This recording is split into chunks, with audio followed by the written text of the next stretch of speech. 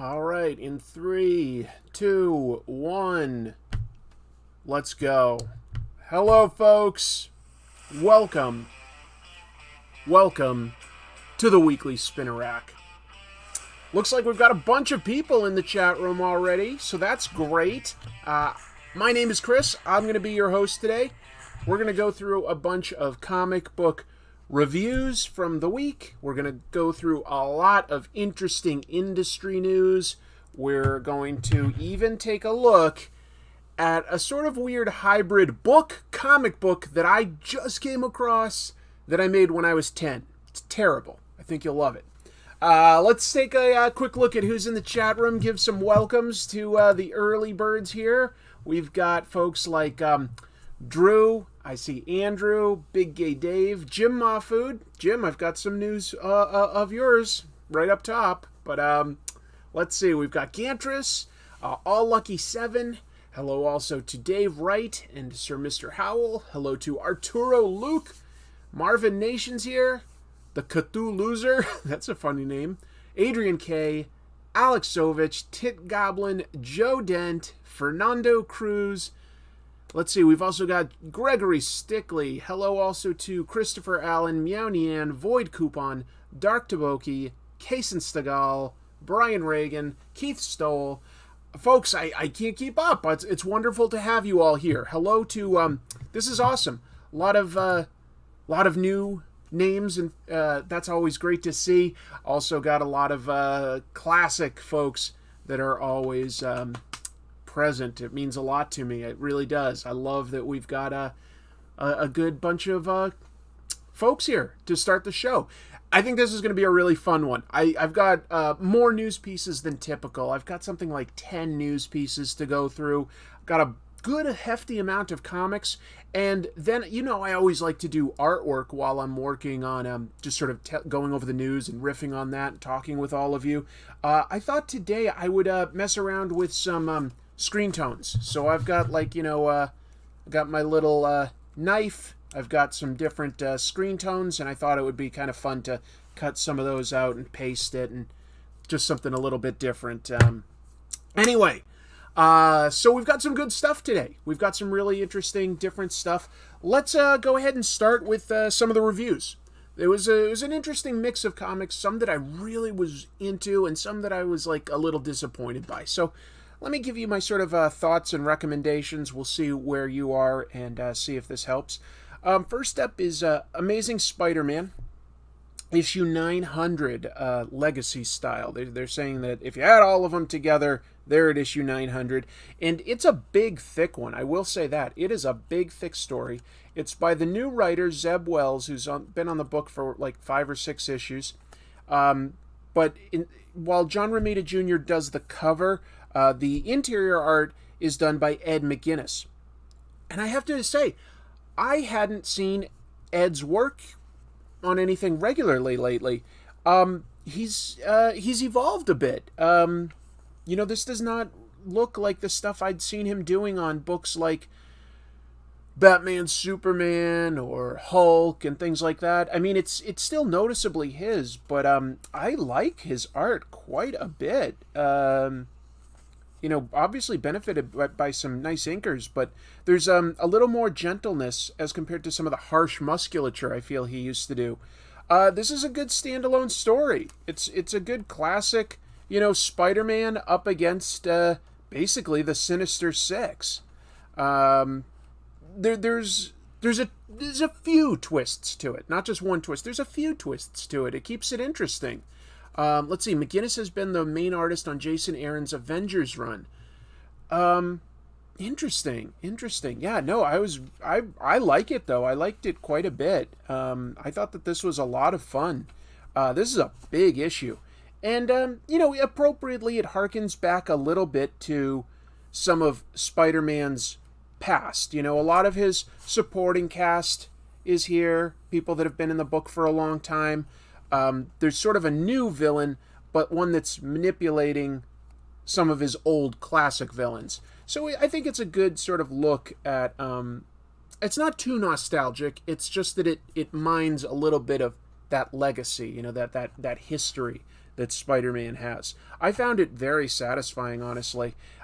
Basically, Spider-Man is able to, for like sort of one time only and not for very long, team up with 6 of his enemies against a common threat. How that plays out is pretty interesting. I won't spoil anything, but this really did function pretty well as a standalone issue if you're a little bit curious what Zeb Wells' writing style is for Spider-Man. Is it funny? Is it dark? You know, how much soap opera is balanced with action and stuff like that? You could just jump in on this single issue and basically be caught up. That said, I gotta say, I still can't get used to the fact that even though this is a thick book, it costs $10. Because when I was a kid, if you'd get a book like this that was thick, it'd be like $3.95, you know? So it's just wild to sort of pay those prices. But if you're into comics, it's a pretty good one. I really did like it. Flash Thompson was dead. They make a joke about that. It's comics. He's back. You know, when you're dealing with Venom symbiotes and stuff like that, that's just what happens. So, I think that this book is my pick of the week, though. And again, a really nice, thick book. This is also $10, so it was a pricey week to get some comics. Yeah, I totally agree, Hot Sauce Kiddo, exactly. That Do a Powerbomb issue 2, that last page, what a doozy. So this is like its own story, okay? It's set in the 1960s, as though like Superman, well, Clark became Superman in the mid-60s. And it's written by Mark Russell, who just won the Eisner the other week for Best Humor publication. He's a really talented writer, though. Mike and Laura Allred on artwork.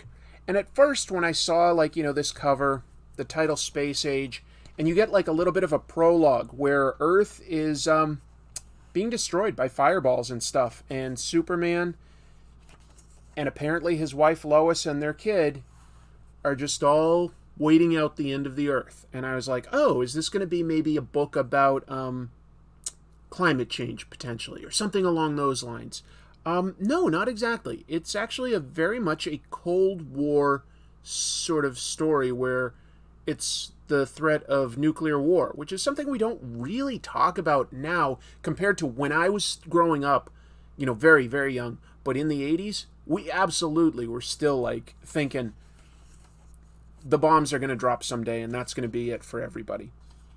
There is some beautiful characterization in this book, though, with Clark's parents talking about, like, you know, their past and history, really giving them depth and their own history outside of just being parents, and using that to teach Clark a lesson. I look at this and I'm like, Mike Allred has just really grown as an artist compared to, like, you know, I did an episode talking about some of his early years, and, you know, even something as simple looking as this establishing shot of the Kent household on their farm, that is a beautiful rendition of a house. Look at that 3-point perspective. You know, like the architecture and everything just looks like classic American architecture. It's a simple home, but it is larger. It feels believable and it feels lived in. You know, he used to just focus on the people in his early years, but like his backgrounds and environments are fantastic these days, just perfect. I feel like I look at Pa Kent in his older years here, and reminds me a little of Paul Newman. I don't know how intentional that might have been, but I do get that. There's some other characters from DC that are involved. While Superman is the focus, we do meet Lex Luthor, Bruce Wayne, Hal Jordan as an Air Force pilot, you know, all the people at the Daily Bugle. There's some really interesting stuff. This is about Clark deciding what his role will be in the world. How much should he do? And a lot of that actually comes in these early pages. Let me just jump back here. He's doing just hard farm work with his dad, okay? Setting out bundles of hay in the morning. And his dad's like, that's enough for today, I'm spent. Clark says, I could have the rest done before you got to the porch, you know. And he says, done quick or done right? As in, yes, you've got the powers to do this. Does that mean you do a good job at it? And that's extrapolated to being like, there's this threat of like nuclear war. I could end that. And his father's like, maybe you could. And maybe you should. I don't know. But just because you can, is that going to be the right decision? You have to really think about the consequences of your actions, if you're actor. And Clark even almost makes a really big mistake early on in this issue. It escalates in a really great way. The characterizations of these characters are wonderful. And I think every once in a while you need to go back and see, an origin of some of these characters to connect to them and understand them. There's always got to be some sort of a jumping on point for people that don't know all of the history. There's also, fascinatingly, a time where Clark Kent, early in his career, working for the Daily Planet, getting my universes switched up, he's being given like the puff pieces. He's not doing hard-hitting journalism. And he goes to meet somebody that they think is a kook. And I don't know how familiar this guy will look. He is in normal clothes, but that's Pariah. And I believe that this is like absolutely Pariah from the original Crisis on Infinite Earths in the 80s, as well as DC's current big epic, Dark Crisis, which has actually been expanded to be called now Dark Crisis on Infinite Earths. So, that's interesting. I didn't expect something to explicitly sort of point to this as being a multiversal tale, but it is. And I'll just leave it there. There's a lot of stuff. Well, look, it's set in the 60s. So yeah, we definitely have some stuff like that was going on socially with the peaceful sit-ins and stuff like that. The bus riders and stuff like that. Lois is reporting on that. And the threat of nuclear war is the omnipresent threat. I'm just giving you some of the themes and some of the things I liked about this. The art is gorgeous. The characters feel very, very real and believable. Easily my pick of the week for a book. I give this a strong recommendation. Superman Space Age. It's going to be a series of books, I guess. This is book 1. I don't know how many, probably 4, but that's just a guess. J. Jonah Jameson screaming at Clark about getting him pictures of that Menace Superman. So that makes me think of something from last night. Let me take a quick break here from the reviews to explain something. Where is the latest comic tropes? I'm pretty darn consistent, I think, about getting it up Sunday mornings. I'm running behind this time for 2 reasons, and I'll take a moment to explain that. One is selfish, and one is practical. The practical delay is that some of you know I've mentioned this in the past. My central air in my house has been broken for like a year because it's a very expensive repair. I got that fixed this week. That involved a lot of work by the guys that were working throughout my house. It was very loud. It was an all-day thing. Very expensive thing as well, but you don't care about that. That's okay. But it meant that I couldn't really record or edit during most of one of my days off that I normally dedicate to making the Comic Tropes episode. I think I could possibly have it up late tonight or tomorrow. It's going to be soon, okay? So I will have a new Comic Tropes episode up on my main channel. And then the selfish reason was based on, somebody reminded me by doing a J. Jonah Jameson joke. I don't go out a whole lot these days, but I do really love my coworkers at my job, and we all got together at one of our houses to grill last night after work. And that also is normally time where I'm like finishing up or polishing the final stuff on a show. But I selfishly, I allowed myself some time to hang out with my friends. I did some grilling, made some people laugh with stories, and one of my coworkers, Emilio, brought cigars. I used to smoke cigars, not necessarily regularly, but fairly often. But I haven't for over a decade. I really haven't smoked cigars. But they were there, and I don't think smoking a cigar is that bad. I don't. That's me. You do whatever you want. But I was smoking a cigar, and we're outside on the porch and stuff, and I don't know, all of a sudden I just go like, I want pictures of Spider-Man! And I guess everybody knew what I was doing, which I thought was too obscure, but no, I guess everybody knows who J. Jonah Jameson is these days, so that's cool. Anyway, I needed that for, like, mental health. I really, it's a little selfish to delay the show, but it's what I needed to, and you have to recharge your creative batteries in various ways, hikes and socializing and stuff like that.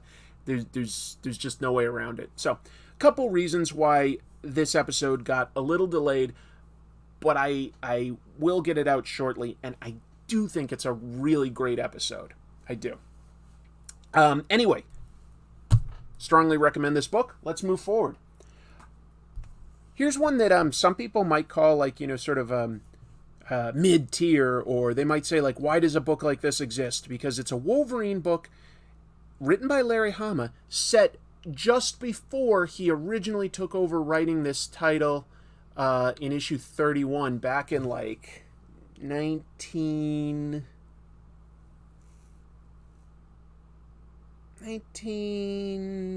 89 or 90, maybe, somewhere in that range. I might be off a year or so, but anyway, all I can say is this issue is cool and badass. It's a great Wolverine story.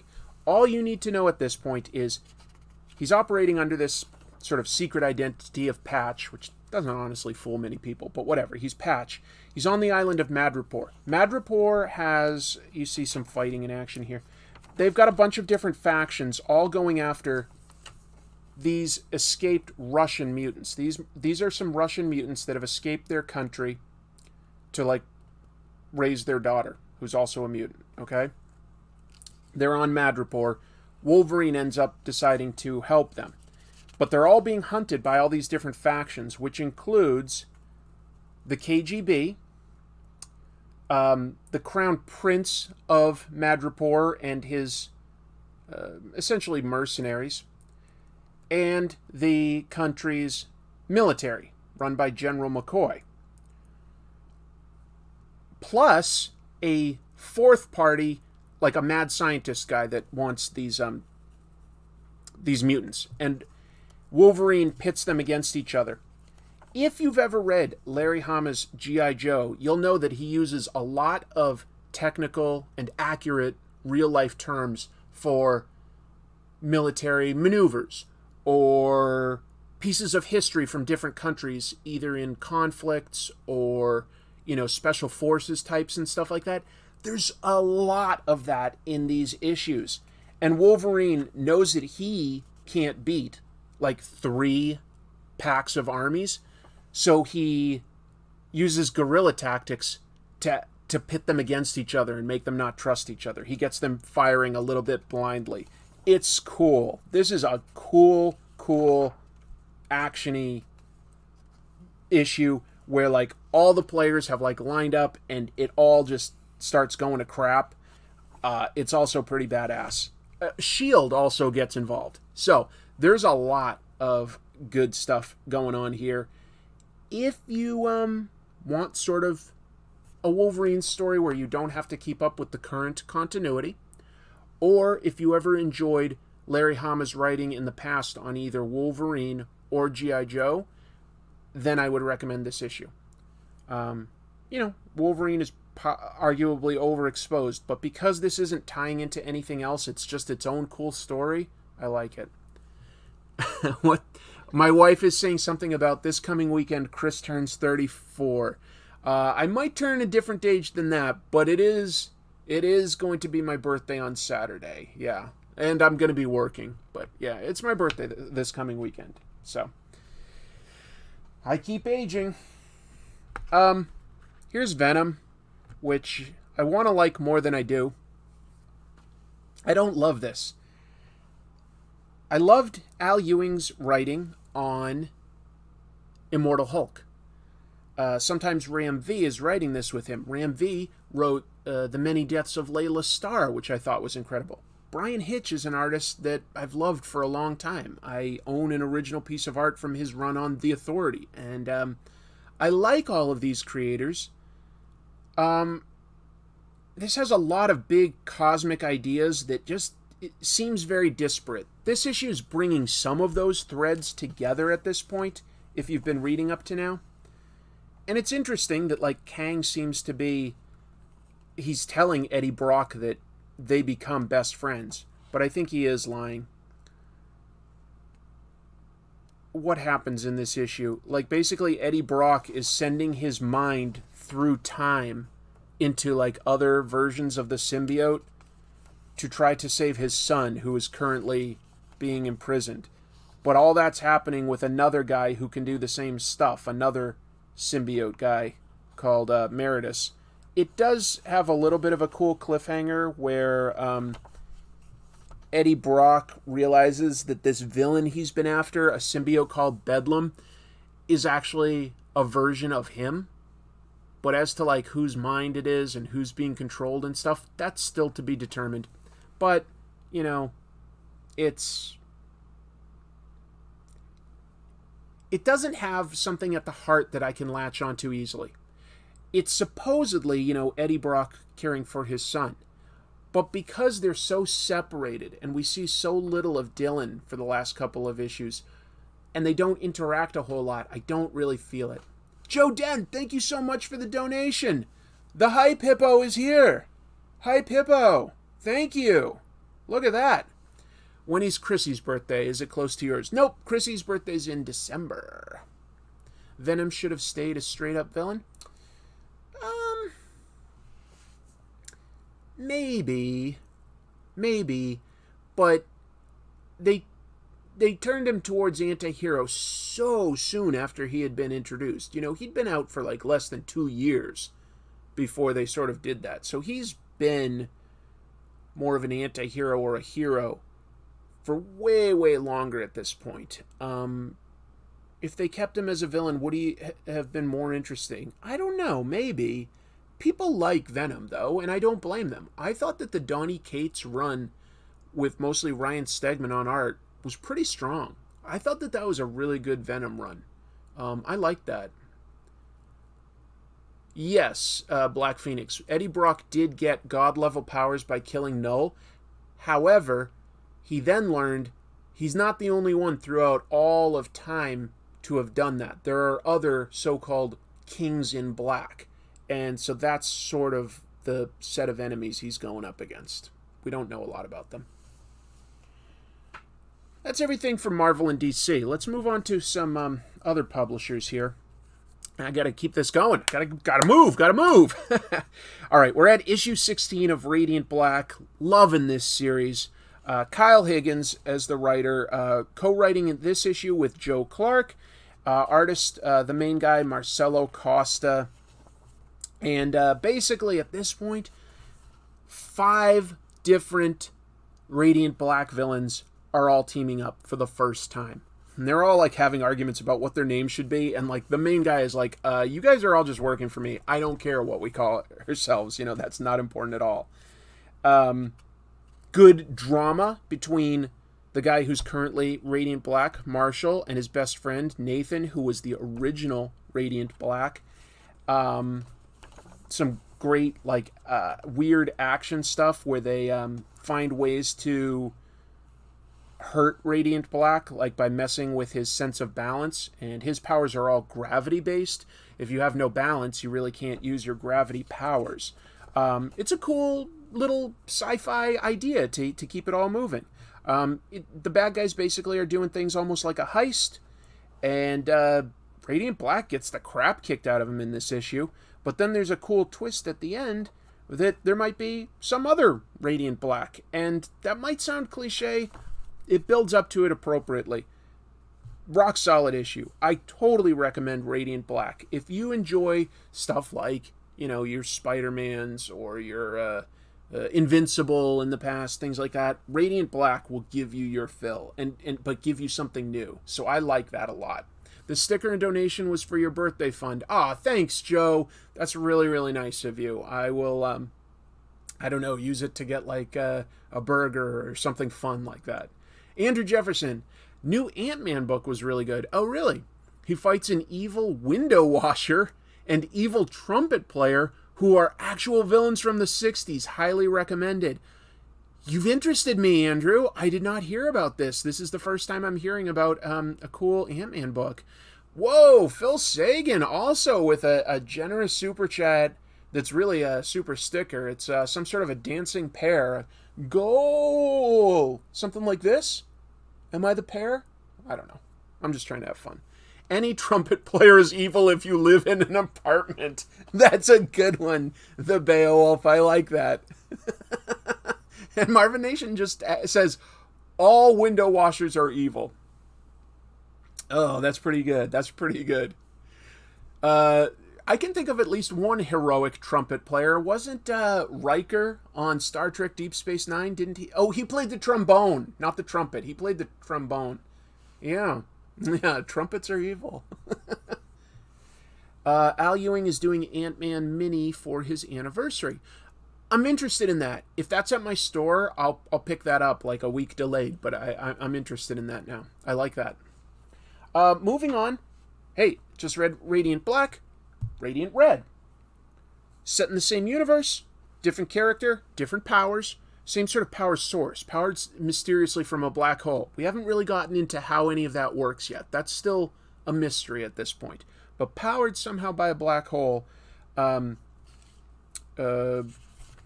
main character in this, I'm sorry, I just need to remind myself her name again. That's not a good sign. Oh yeah, Satomi. Satomi got these powers. And she can absorb matter and add it to her body to make, like, bigger fists or a different, bigger body, things like that. Or just, like, melt things away and get through a door. This has all been sort of a heist thing where she's being blackmailed by some bad guys, or they'll kill her husband, who's a gambling addict and has got them into a lot of money trouble. And, they basically present her with two options at the start of this. They've got her husband kidnapped, and they say, you can either let us kill your husband and we'll let you go free, or you can work for us and we won't hurt your family. Whoa, look at this. Alexovich. What is ARS? What country is that from? I don't know ARS. I'm trying to think of what that would be short for. I think I can list all 200 countries in the world, but ARS isn't coming to me. It says, what is your favorite interpretation of Peter Parker's Spider-Man outside of comics? Oh, outside of comics. Probably outside of comics. I think it would probably be the Sam Raimi movies with Tobey Maguire. I like that version of Spider-Man quite a bit. But there's a lot of others. There's been some great cartoons, including ones that I grew up with that I'm nostalgic for. And I have a soft spot for that wacky live-action Japanese Spider-Man from the 70s. That theme song, right? Hey, hey, hey, wow! Anyway, thanks for the super chat. Interesting question. Anyway, Satomi thinks of a way to come up with an option C. I'm not going to give that away, but it does have some pretty cool action. David LaFuente, folks, great artist. This is being written by a lady named Cherish Chen. Not too familiar with her other work. She has good drama. She has good villains. I don't yet find Satomi as interesting as Marshall and Nathan in Radiant Black, but she does have an interesting backstory. She could go in some very interesting directions. Christopher Allen, happy birthday. Dude, thank you. Thank you very much, Christopher. Nice name, by the way. Nice name. ARS, Argentina pesos? Maybe? That's an interesting... Man, I don't know. Is it Argentina? You mean Peter Porker? Oh, Peter Porker is a good one, too. Peter Porker, Spider-Ham, I have a weakness for. I used to read, like, any Peter Porker comic that would come through when I was younger. Co-created by Larry Hama, by the way. He was the editor, but he's co-created. He's credited as co-creating that character. Yeah, I've heard a lot of good things about that cartoon, Phil, the Spectacular Spider-Man show from 2008. Haven't watched it, I mean, I was busy adulting and stuff, but if it's on Netflix, maybe I can catch it. I've heard good things about it. I'm pretty sure that's the one that YouTuber Godzilla Mendoza really likes. I'm pretty sure. So props for that. ARS equals Saudi Arabia. Oh, thank you, Atomic Hound. Interesting.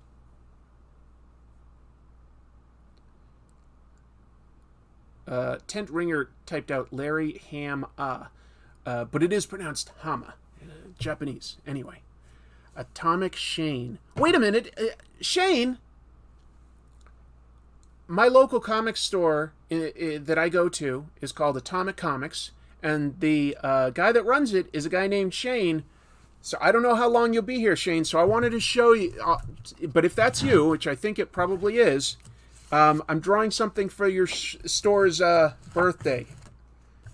The store just turned 18, so I drew a little sketch here of store owner Shane that I was going to surprise him with. But if he's here in the chat, I'll just reveal it there, because I'm assuming that's who that must be.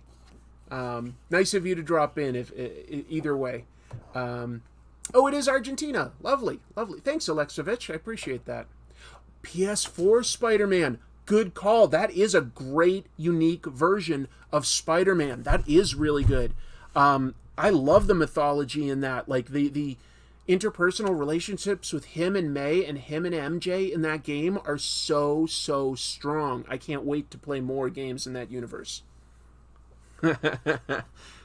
Good. It is Shane. Good. Let me try to... I've got basically 3 more comics that I just want to recap real quick. I don't have tons to say about all of them. A Righteous Thirst for Vengeance, I've been hit and miss on. I love Rick Remender. I think he's an incredible talent. Doesn't mean that everything he writes connects with me perfectly. What writer or artist can do that? This issue, if you've gotten this far, 10 issues in, is interesting. It's basically almost the end. It's got an insurance adjuster who's saved a kid whose mother was being targeted for assassination. He just sort of had the information that was going to happen, and he went to help them. He was only able to help the son. In this, he's also helping his elderly mother, and some hitmen are after them.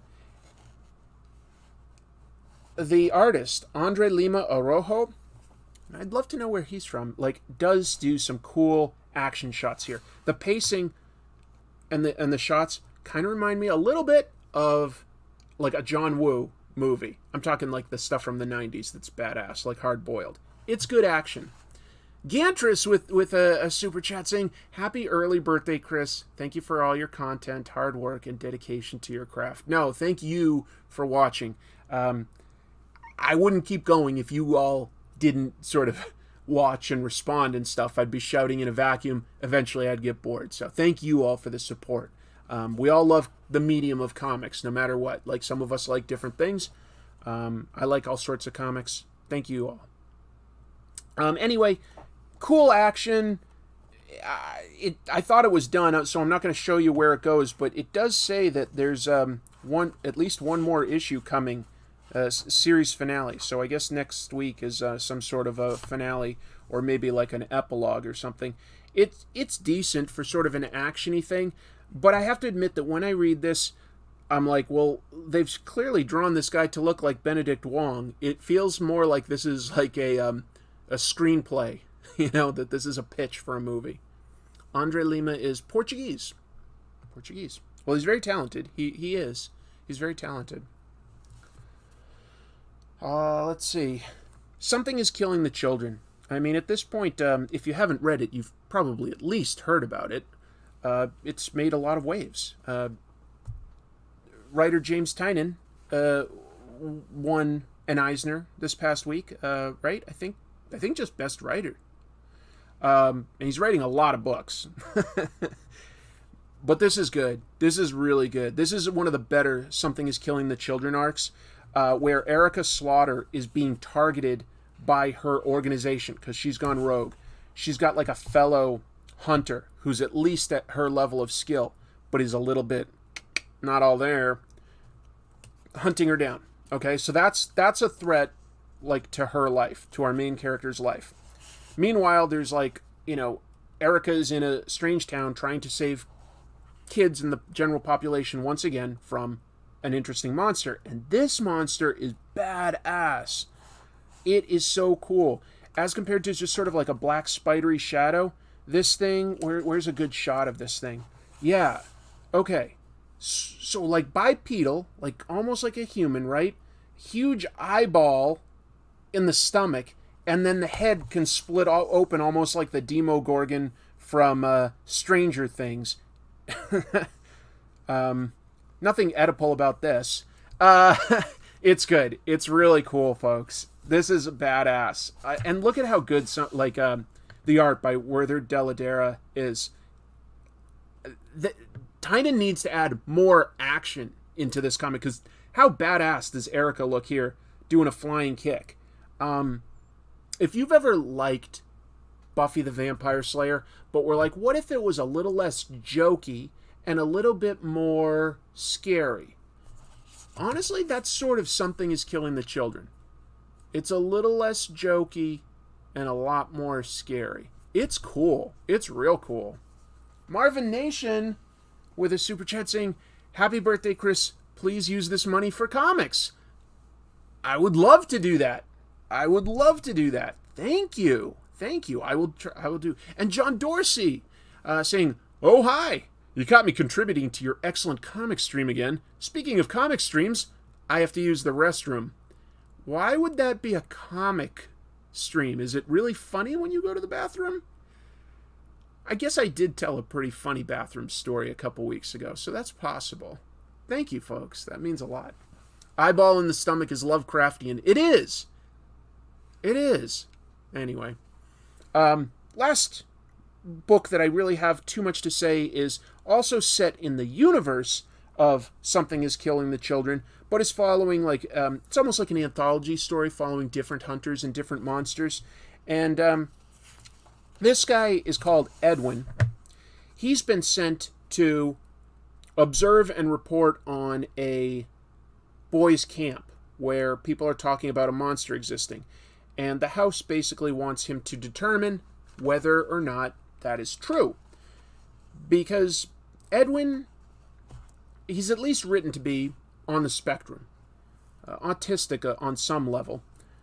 He doesn't have sort of the same imagination that some people do, so he reports very accurately. Like, he tells it like it is, and he doesn't know another way, so that's why he's the ideal person to go investigate this. Let's see, D.W. Dunphy, also with a super chat, saying, have you heard any grapevine rumors of Marvel adapting Prey, the Predator prequel? I may just be wishful thinking here, mind you. I haven't heard that. Of course, I think it's like in a week or something, we get Predator #1. It's soon anyway. Predator, the new Predator comic that Marvel is making, and Prey, the next Predator movie, comes out, I think, August 5th. So I think that's, Friday on Hulu. I'm very excited to see that, because I had some friends that got to see an early version, well, not early version, an early release of it when they were at San Diego Comic-Con, and they said it's one of the best Predator movies. And, people can get a little biased when they get to see something early. They want to be in on something cool, but I do respect these people's opinions, and it sounded interesting. I'm looking forward to it. Yonatas, thank you. And R, what's that? R, here's a gift. I appreciate that. Thank you so much. Very, very kind of you. Didn't expect anything like this, so whoever mentioned that it was my birthday coming up, thank you. That's obviously inspired people to be very kind to me, and I appreciate that. And just so you know, I'll probably be using that money to get comics that we'll talk about on the show. This is a dark book. This is real dark. Like, we've got stories of, like, families drowning in a flood. That is dark. That's very real and grounded. That's not a monster or anything. As to whether a monster exists or not, which is what he's there to determine, there's this big hint towards the end. Edwin is on a boat on a lake at night, and that certainly seems like it could be a monster down there. Chrissy is the birthday snitch. Thank you, Chrissy. It's good that you did that, because I'll be honest, as you get older, like, I think you get a little less excited about telling people, I'm getting older, you know? So, thanks, Chrissy. That's nice of you. Well, I appreciate that, sir. Thank you, Jonatas. That's really nice. I haven't had time to read the rest of these things, but I did pick up the latest Junji Ito book, which is, again, an anthology of horror books. Junji Ito did just win the Eisner last week. Again, I'll mention. And I think that, like, he's won a bunch, and I wish that some of the judges of the Eisners would explore some of the other manga and, you know, South Korean comics a little bit more. But he does make good comics, if you're into horror. Really good. Steve Sorensen, nice to see you. He super chats me. Sorry I am late. Never need to apologize. So, in your old intro, you got sucked into a comic. If you could get sucked into any comic manga world, which would you choose? That's fun. That's a fun idea. Let me think for a moment. If I could get sucked into a comic world, I think I'd be most tempted to get sucked into like Amazing Spider-Man and be in the Marvel Universe in that version of New York City, because crazy stuff's always happening, but you've got a lot of interesting heroes. You've got like aliens and ghosts and time travelers and stuff, and there's a pretty good chance if I got into that world that I'd just like find a crystal behind a dumpster and become, you know, the new Darkhawk or something, you know, like there's a really good chance of something like that happening. So I think that's why I'd go there.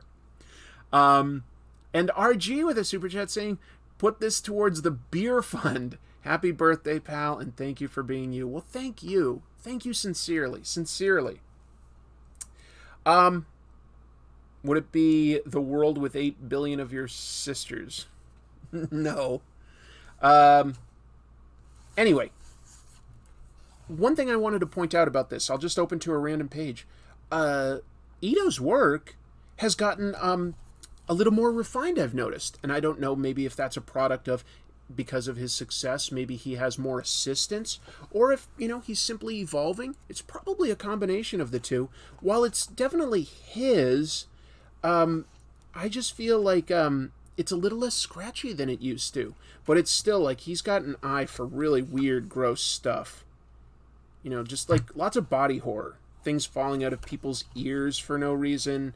You know, people that can't stop crying. People that, like, you know, can't stop weeping blood. All sorts of crazy shit. Stuff with ghosts. Stuff with demons. Just amazing, weird, creepy stuff. So I can't wait to dive into this in more detail, because I never have really been disappointed by Junji Ito. Hey, my sister's there. But wait. Oh, I missed a super chat. Hold on, let me see. Aw, look at Jim. Happy early birthday, buddy. Grab a brew on me. Thanks for keeping comics fun, positive, and entertaining. We all appreciate you. I appreciate you, Jim. That's really, really sweet of you. That's really, really amazing. Oh, 8 billion genies. I get Andrew Jefferson's joke now. There's a comic called 8 Billion Genies. My sister is Jeannie. I get it. I was slow. I picked up a few interesting back issues this week. I'm always looking to see what kind of back issues I can come across. So I'm giving some serious thought to, in somewhat the near future, doing an episode about John Romita Jr. I find him an interesting artist. For me, this is like peak John Romita Jr. This is like, if you've ever read it, 5-issue miniseries, Daredevil the Man Without Fear, written by Frank Miller, art by John Romita Jr. I don't know. It's just my favorite version of who he was and is as an artist. I really like it. So I used to have this, don't anymore, so I got a new copy. Found this at a good price. Concrete #1. He had debuted in the pages of Dark Horse Presents, which I'm pretty sure I have his first appearance in that too, but I didn't have the first issue of Concrete. And I'll tell you, I've recently discovered that Paul Chadwick on Twitter is a really interesting, engaging guy. He posts a lot of interesting stuff. So I was excited to get that. This one was just cheap, but it looked fun. Iron Man and Ant-Man together. Sorry, I just knocked something down. Let's see. Steve super chats, so he wants us all to know. Just got off a date with a girl. She is a huge comic fan, and we talked about Junji Ito, and it went well. We got a date next week. Dude, that's great when you can connect with somebody on something you both really like. That's so nice. This isn't like, I don't date people anymore. I'm a happily married man. But I do like connecting with people, which I have to do in my job. I'm always meeting strangers and stuff. And on those sort of somewhat rare occasions when I can connect over comic books, boy, do we hit it off well. For instance, there was a lady that actually wasn't even my customer, but was in the store, and she was wearing an ElfQuest shirt, and I complimented her on it. I was like, oh, ElfQuest, the Richard and Wendy Pini are great. And she was like, oh, you know who this is? I was like, yeah, absolutely. And she's like, oh, I wear this, and people think it's like, anime elves all the time. That's like what they guess at. And I was like, oh, no, I love I love ElfQuest. That's a really important independent comic, paved some ground. And I asked her, I was like, since, you're a fan, I was like, do you happen to know how Richard and Wendy Pini met? And she was like, no, I guess I don't. I was like, they were both letter writers. They would write letters to like Marvel Comics and stuff, and they thought each other sounded interesting. Back then, Marvel printed your address with your name. They didn't probably not the smartest, but that's what they did. And they reached out to each other, and that's how they connected, which I thought was cool. Here's another one I used to have. Just got it again just because I liked this run of She-Hulk. This was when Dan Slott was writing it. I liked his She-Hulk run quite a bit. And I've never read this one. When Reginald Hudlin wrote Black Panther with John Romita Jr. So I was like, sure, let's read that. Chris, you should take Chrissy out on a date this week. I definitely should, and I'd love to do that. Junji Ito is great first date material for a very specific type of person. Sure, yeah. Concrete's good. Just found my copy of Uzumaki. Love it. I love Man Without Fear. I read it every year for my birthday. Oh, that's great, Arturo. Yeah. The early Hudlin, J.R. Jr. Black Panther is fun. So, let me switch gears real quick before we get into the news. I have something to share. Now, Chrissy found this. She was going through some of our file boxes of just, old stuff, seeing what we could throw out. This was a book I made when I was 10 years old. It's like cardboard cover, just regular paper, like construction paper pages. But I taped it up. Like, it's falling apart a little bit, but I feel like this is kind of impressive. And I cut out these, and then I put some sort of, I don't know what this was, but there's I don't know what this paper was called, but there was a sticky paper that was clear that you could just seal things in. And so this is sort of a comic, sort of a book. It's more of a picture book story, okay? I'm going to read it to you because it's insane. I had forgotten this existed. It was a delight. I was a weird, dumb kid. But it's called The Great Chicken Mystery.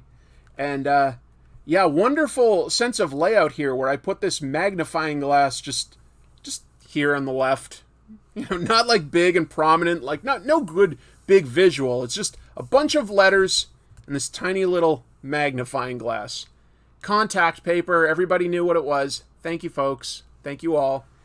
And then I credited myself, but just barely. I mean, it's falling off the page. I was like, by me. I guess I knew it wasn't great at the time. I don't know. The funny thing about this that I want to point out first is that this paper, by the way, I know I had help doing this, but I don't remember it. But it's saddle stitch binding, basically. So I think, if I remember correctly, I literally had a sewing thread and needle, and I weaved through the pages. I believe that's what I did.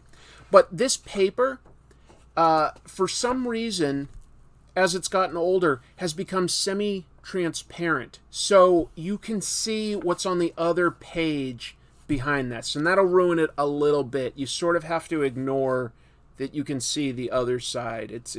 I don't know. The paper is literally just sort of I don't know if it's becoming thinner or oilier or something like that, but you can see through it. Let's just read the story. We've got The Great Chicken Mystery by me. There's some sort of like a villain coming out of a window, but then like there's this tinier window above it coming with a hand with handcuffs. So yeah, that guy's in trouble. Hello, Rick from Tennessee. Hello from the United States. I was not using archival paper. No, I don't think this was meant to last. All right. So, this is apparently a crime story that I wrote. We've got an image of, this is supposed to be a fox, just so you know, an anthropomorphic fox, but like in a trench coat with like some sort of a fedora and a super messy desk. It's actually even got a cobweb over here. He's got a phone, but it's like buried under all this meaningless paper. And he's sleeping. And it says, oh, by the way, I just noticed he seems to have some sort of high tops. That's what detectives wear, right? Hi there. This is Barry M. Alive, private investigator. I'm about to tell you one of the biggest cases of my career. Barry M. Alive. I was a real clever 10-year-old. All right, so now we've got the phone ringing, and it like seems to have woken him up, and he's falling backwards. It says, it was 5:45 p.m. on a Saturday night, August 16th, 1987. I believe that was in the future when I wrote this. In Fox City. I was resting when all of a sudden the telephone started ringing like a tortured alarm clock. What a metaphor. What a great metaphor I came up with. And by the way, what a weak filler here. All of a sudden. Don't type suddenly or all of a sudden. It's obvious when something happens suddenly. You don't need to point it out. It's a terrible word. It's weak. Just a wall of text. This is like an early issue of Spawn by Todd McFarlane, right?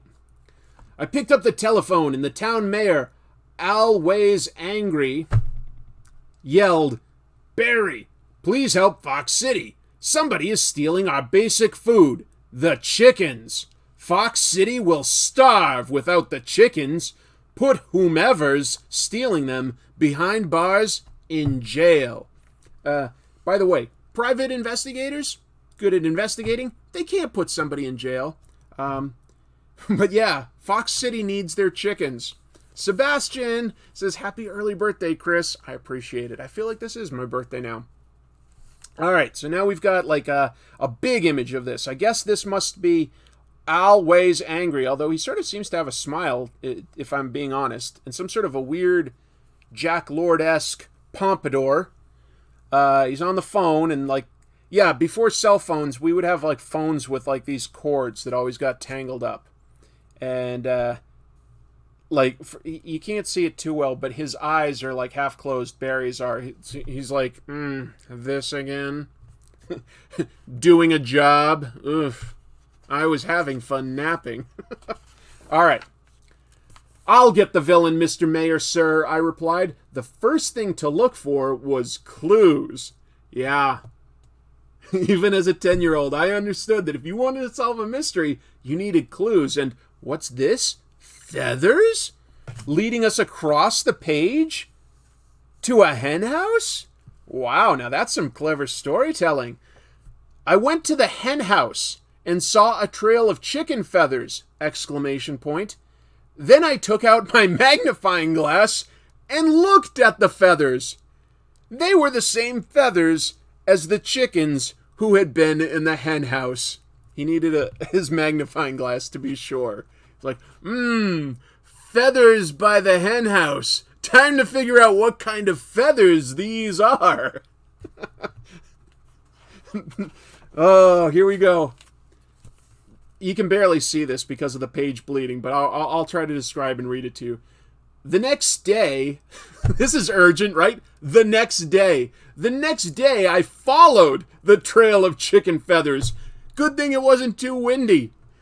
They led to a big, dark cave, and I guess this is a cave. Not only, it's like a green hill, gray sort of stalactites and stalagmites that are supposed to look like a mouth. Visual metaphor. And then there's even some stalagmites inside that are laid out that are like sort of reddish. So it sort of looks like a tongue. It looks like a mouth. He's going into a mouth. I'm glad you guys are enjoying this. Inside the cave, I heard a voice. So I went inside. And here's some terrible perspective. This is Barry M. alive inside the cave. And he's like sneaking, you know, like where you do the creep. But I guess I didn't know how to draw someone like, you know, walking at an angle or draw this. So even though the cave definitely gets deeper going this way, he's sort of just walking sideways across. It's not a great illustration. I peeked around a corner and saw my old enemy, I'll get him, with a cage of chickens. And apparently I had just enough tiny space for Barry to be looking around the corner and this criminal stacking cages of chickens. That's a lot of food. Yes, this was first-person perspective earlier. I think that this is still being told by Barry, though. Stop in the name of the law, I shouted. The bad guy just said, make me. I told him, I don't make criminals. If you ever want to burn for people, just tell them, like, I don't make criminals. Yeah, I'm implying you're a criminal. How you like me now? Anyway, then we're in the cave, and I didn't apparently understand the rules of how word balloons work, because I was not really reading comics at this point in time, because I've got Barry is in the front, and he's got the biggest word balloon saying, stop in the name of the law, but then the bad guys goes behind that and says, make me. So just repeating what we've already seen.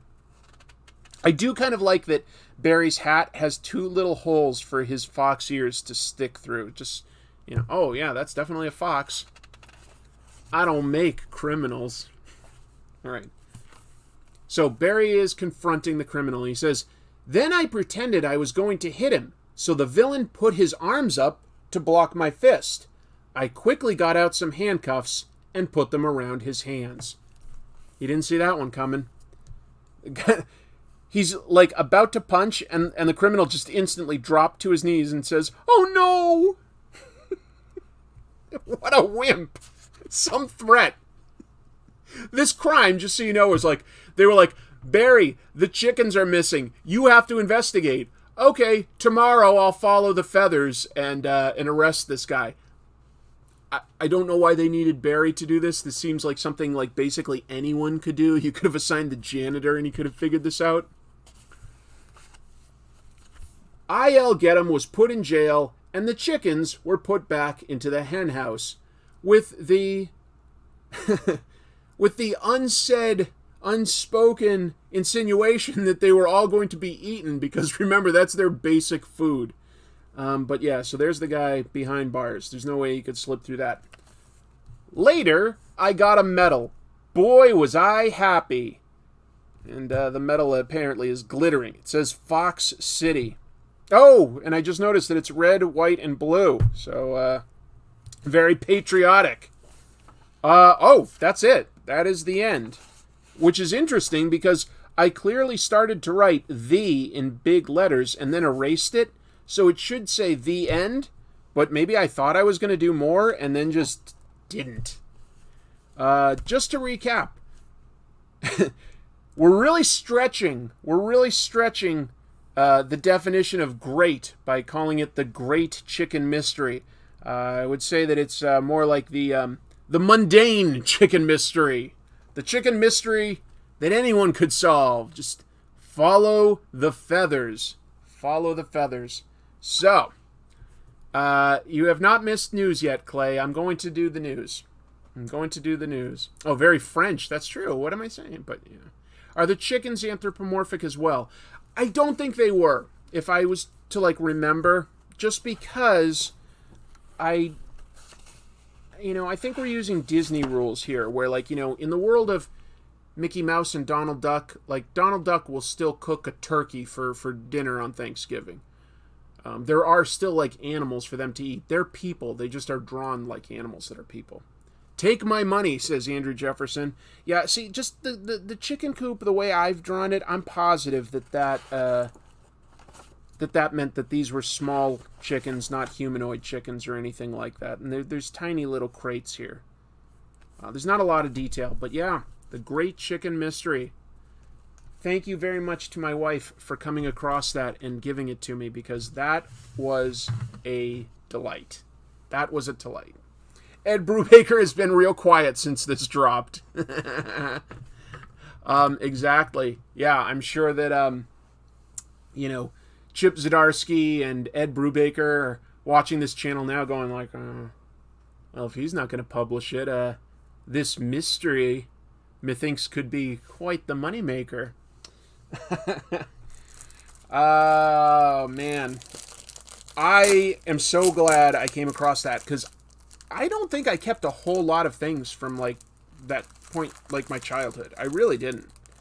So to come across that is definitely a bit of a treat. Chris, I only now realized you share a first name with your wife. It's true. Chris and Chrissy. Yep.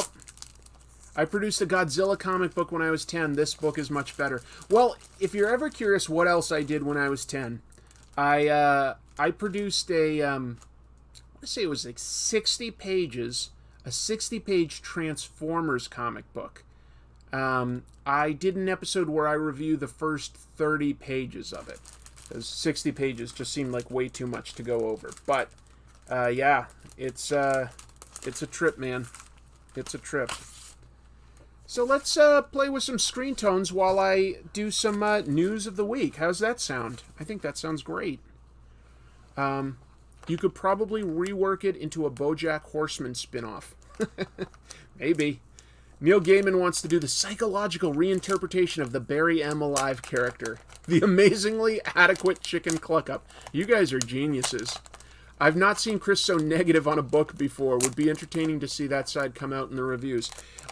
First of all, most of the time on Comic Tropes, I'm picking stuff that I appreciate for some level. Not to say it's all perfect, but some of it, usually I'm picking stuff that's great, because there is a lot of great comics out there. So mostly that's why I'm doing that on the show. But I do occasionally find a comic that I don't like too much. I've done episodes on things like, let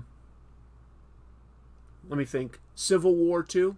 I didn't care for that, and I explained why. I went into a pretty deep analysis on that. And sometimes, like a weird, older Golden Age hero. Kind of have some fun joking at their expense. So anyway, yeah.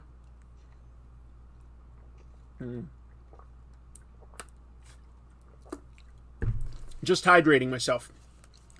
Who out there has worked with Zipatone before? Or Screentones? It's pretty fun.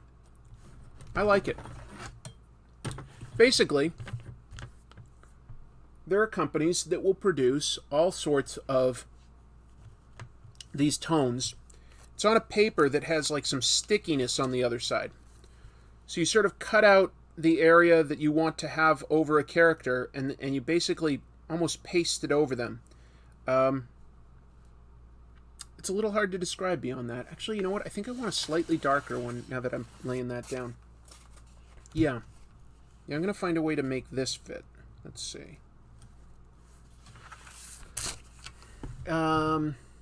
With Dell'Edera, yeah, you've worked with it. You can only review what you appreciate? No. Can you review yourself? Because I really appreciate you. We'll see. Let's start with the news. There's a lot of cool news this week, so let me pick that up. Starting with, it is time for some news. Let's start with some news about a pal of ours that's usually here in the chat room. Don't know if he's still here, but Jim Mahfood, talented guy, did a book this year, a new Girl Scouts book that was called Stone Ghost. Well, Jim is doing another Girl Scouts book that's seems like a good jumping on point if you're curious about it. It's called Girl Scouts Deluxe, and it's coming through Zestworld. So if you look up Zestworld, that's digital comics.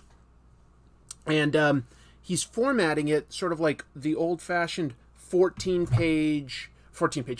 panel design for like a Sunday comics, like reading in the newspapers, going back to like original comics ideas. And yeah, I think that's really cool. I think that, digital comics are things that we all need to strongly explore, because it's potentially one of the ways of the future.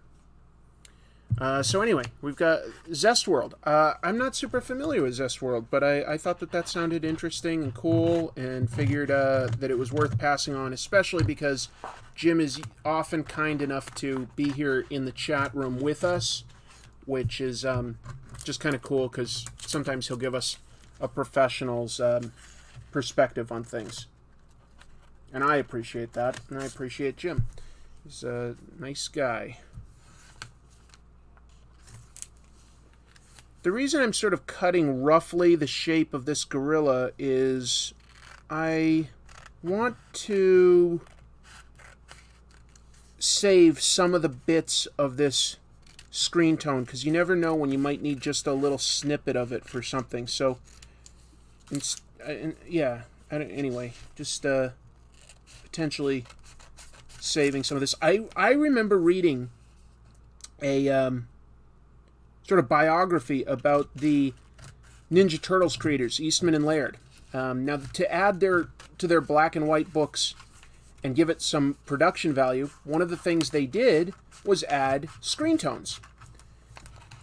But these guys weren't making a lot of money in those early days, making hardly anything. So they were very careful to cut as close as they could to their drawings, because they were using every little bit of tone that they could. Anyway, so that's some cool news about Jim continuing to do more Girl Scouts stuff. I want to move on to something called Substack Comics, also digital comics. Substack is basically a year old at this point. I'm going to do a little bit of inking before I lay the screen tones on, because I'm not going to have another chance to ink this gorilla after I lay the screen tones, and I'm realizing that there's a little bit more that I want to do on him, okay? So I'm going to do a little inking here. So anyway, Substack. That's basically a subscription service. You pay a creator kind of like you do on Patreon. I've got a Patreon. And then you get access to their comics that they mail out. And it started with a lot of fanfare, with talk of various artists getting six-figure advances against the royalties that they would normally make. So, definitely trying to make some waves there. And the guy that sort of got the ball rolling was writer Nick Spencer. He brought in a lot of new artists and writers and stuff, and he was one of the first people to sort of do it, and he was on staff at Substack Comics. So the rumor that was going around at San Diego Comic-Con was that Nick Spencer was out at Substack Comics for year 2. Rich Johnston, who runs Bleeding Cool, sort of like a gossipy rumor site for comic stuff, but he can get down to the truth on some things. He looked into that, and he found, this is an article from Bleeding Cool that I'm commenting on. He said that, it's not exactly true. Nick Spencer is not on the staff anymore at Substack, but he will be working in a freelance capacity as the other people that our comic creators are. In other words, he's going to be a writer releasing comics through Substack to subscribers. So he's not gone. But there is talk that Substack could be dealing with a little bit of problems. They started with a lot of fanfare where they were like I said a second ago, paying some really, really big advances to get the big name creators aboard. And the concern there is it might not have been the most profitable move for them. So there's, they've had some layoffs at Substack, and apparently in year 2, which is about to start, a lot of the creators that are staying will no longer get the advances. Instead, they'll get basically 10% royalties on everything that's being subscribed to. They could still be making the same, maybe better money, who knows, but there's not going to be any more of the advance payments.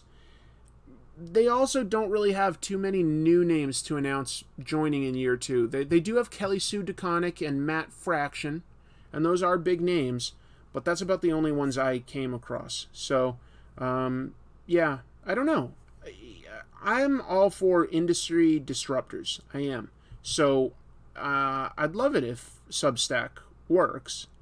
It does seem like it has 1 or 2 issues to work out, but who knows? Who knows? No, Hot Sauce Kiddo, I did not hear about the new Mark Miller book with Jorge Jimenez. Sorry, I did not. Didn't CrossGen do something similar? Lots of cash early on and burned out pretty quick. You're not wrong, Andrew. I can think of other companies too. It's a little hard to think off the top of my head, but I've seen several companies come and go where they come in with a lot of... They're flush with cash initially, but... they don't necessarily have a sustainable model. They might have paid more than made sense. So we'll see, though. I don't know.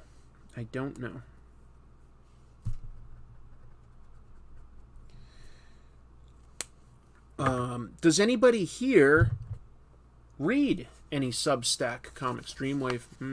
Yeah, Dreamwave. I feel like there was one called something like Technic or something close to that. It had an N and a K in it. Alright, bear with me. This stuff's very delicate, so it can tear very easily and not necessarily play the way you want it. It can also make bubbles. So if you'll bear with me a moment, I do have more news that I'm excited to talk to you about, but I'm just going to make sure that I lay this down properly before I go too far. Oh, yeah. Shift it a little bit.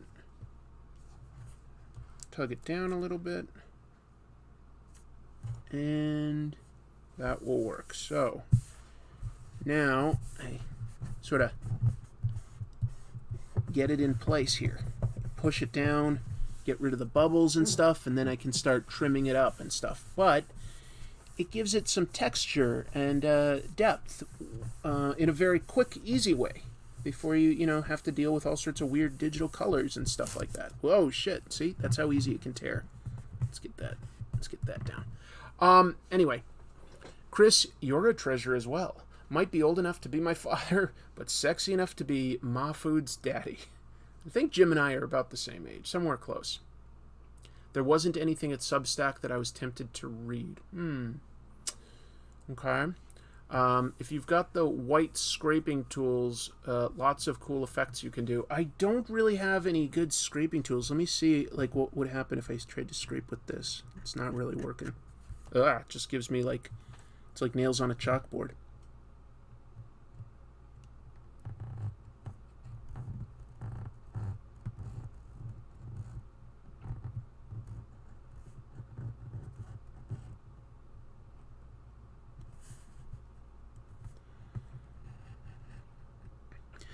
I don't have as much experience with this stuff as plenty of pros do, but I do like playing with this stuff. Screentones just have an interesting look. Very interesting. And I don't want any of Vampirella here to be in this particular shade, so I'm going to be cutting around her. I think that'll help with a little bit of the depth that I want to achieve. And shortly I can move on to telling y'all some more news. It's what everybody loves. There's never enough news. Yes, kids, what they love? News. Oh, wow. That was a great shot of my head, like, just showing you, like, a bunch of my hair. I didn't realize I was hunched over so much. I've got lots of news, though, so let me keep going. Oh, tell you what. Let me talk about the news that I put in the thumbnail, okay? Because that's a little bit the bait. Yeah, I should address that. So, someone thinks they know why Marvel hasn't introduced formally the X-Men or any of those important characters yet. And it makes a lot of sense. So, a couple years ago, of course, Disney bought 20th Century Fox. And that meant that they got, among many other things, they got the rights to X-Men back. Well, that is true. But supposedly, according to, Hollywood gossip insider Devin Faraci, most of the main cast of the X-Men movies had contracts that went through 2025, and that those are still, they have to be honored. They were grandfathered into this purchase. So, that means that, like, if you wanted to recast Professor X, if you wanted to recast Wolverine or something like that, there would be a huge payout. That Marvel is probably just saying, you know what? Let's instead just wait for those contracts to expire, and that will be a good time to introduce our version of mutants and mutant super teams into the Marvel Cinematic Universe. But it also would explain why they can use people that have already had those roles. That explains why, sure, they can do something with Patrick Stewart if they want, because Patrick Stewart has, he's one of those people that would have that contract. So they can use him. They could use, if, he wanted to do it, Hugh Jackman or, I don't know, Anna Paquin or something like that, right? But so if they want to do that for, like, the multiverse, fine. But if they wanted to cast somebody new in those roles, they'd have to, like, really pay out to the people with the original contract. And they probably don't feel like it's, great business to, like, hire New Storm and pay her, but also pay, maybe the other two Storms. Things like that. Not necessarily confirmed, but Devin Faraci stands by it. He's definitely broken plenty of news. It makes sense that those contracts could be in place through 2025. That like Fox could have had options for some of their most important roles. And why Marvel is doing something like Deadpool 3, because that's probably like sort of one of the few that they could do that they don't want to recast. They want to just go ahead and make it. I thought that was pretty damn interesting, to be honest.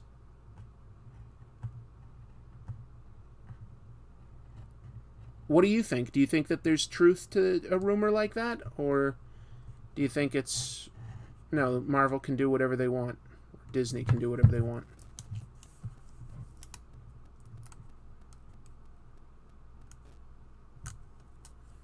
Doesn't Disney own both ABC and Fox? Yes, they do. They do. What we're saying is, Marvel and Disney could do X-Men, but it would probably be too expensive, because if they want to recast, they're not going to use all the existing actors. They want to start fresh. They might do a multiverse thing, but they don't want to be like, yeah, we'll rehire Hugh Jackman, but like a new Storm, a new Cyclops, and a new Jean Grey. They don't want to do that. They just wouldn't. If they hired these new people to make this movie, what they would also have to do is pay those actors. And so they're saying, like, you know what? I think it makes more sense to just wait. Anyway, that was the report that I read, and I have to admit, to me, That makes a lot of sense. I think it's accurate. Always wondered how screentones are used. Well, keep paying attention and you will continue to see.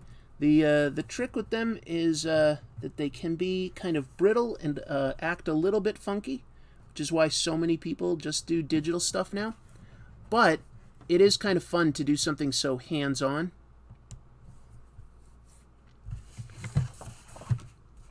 Sometimes you just have to move it around to get something new. And one thing I'm doing here I didn't really want to do is I'm cutting through the paper a little. I'm cutting a little too hard, so I need to be a little more careful. It should all hold together, but oops. But oops.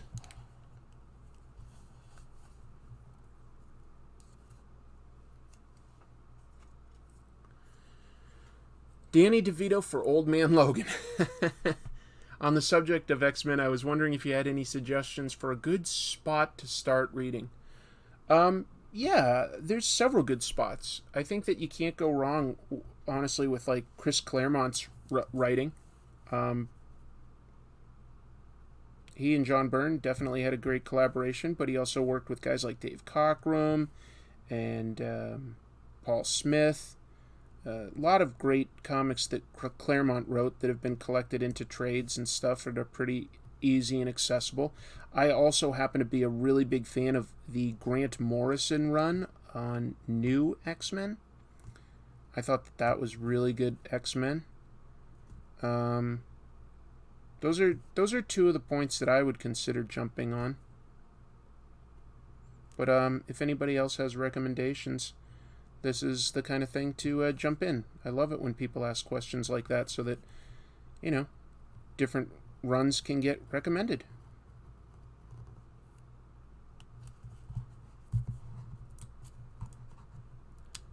Giant size number 1. Yeah, that's a really good jumping on point.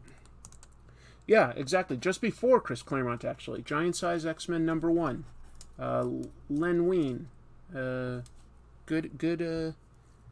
Good X-Men. 0 complaints. Morrison's New X-Men gets my vote. Jason Aaron's Wolverine and the X-Men is fun too. Okay. Wally suggests the Chuck Austin run, but I'll be honest, I strongly would argue against that one. I made an episode, actually. People say, like, oh, why don't you do an episode on things you don't like? Well, sometimes I do, and one of them was the Chuck Austin run. I did not care for it. House of X and Powers of X, not hard to find now. That's great. That's a great point, Steve. Yeah, more recently, House of X, Powers of 10, even if you don't continue to read the X-Men after that, that's a great 12-issue series.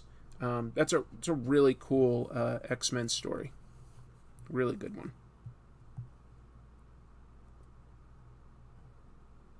A lot of history to X-Men. And that can be overwhelming until you sort of really look at it closely and think, you know what? It's more about following creators than following, any specific, ongoing continuity. Yeah. Oops. This gorilla's hand broke, so I need to put down a new piece right here. But that isn't the hardest thing to do with Screentones. Just cut out a nice little bit and use the X-Acto knife to move it into position and then just tamp it down. Steve Sorensen says, and Hickman's run is still building up too. Well, I love Jonathan Hickman. I can't say that I love his X-Men after House of X, Powers of 10. It felt a little flat to me, but, your mileage may vary.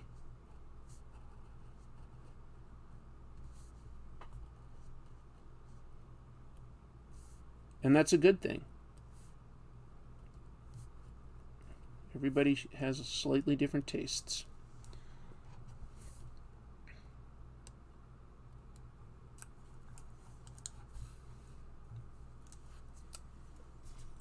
I just joined. Is that Zipatone? Not technically Zipatone. This is a Screentone. This is Dell'Edera. So very similar. Very similar. Good question, Cody. Let me jump to another piece of news. I'm sorry that I'm hunching over so much to do this. Like, I really start getting looking really close to at fine detail doing this stuff, but it's pretty fun.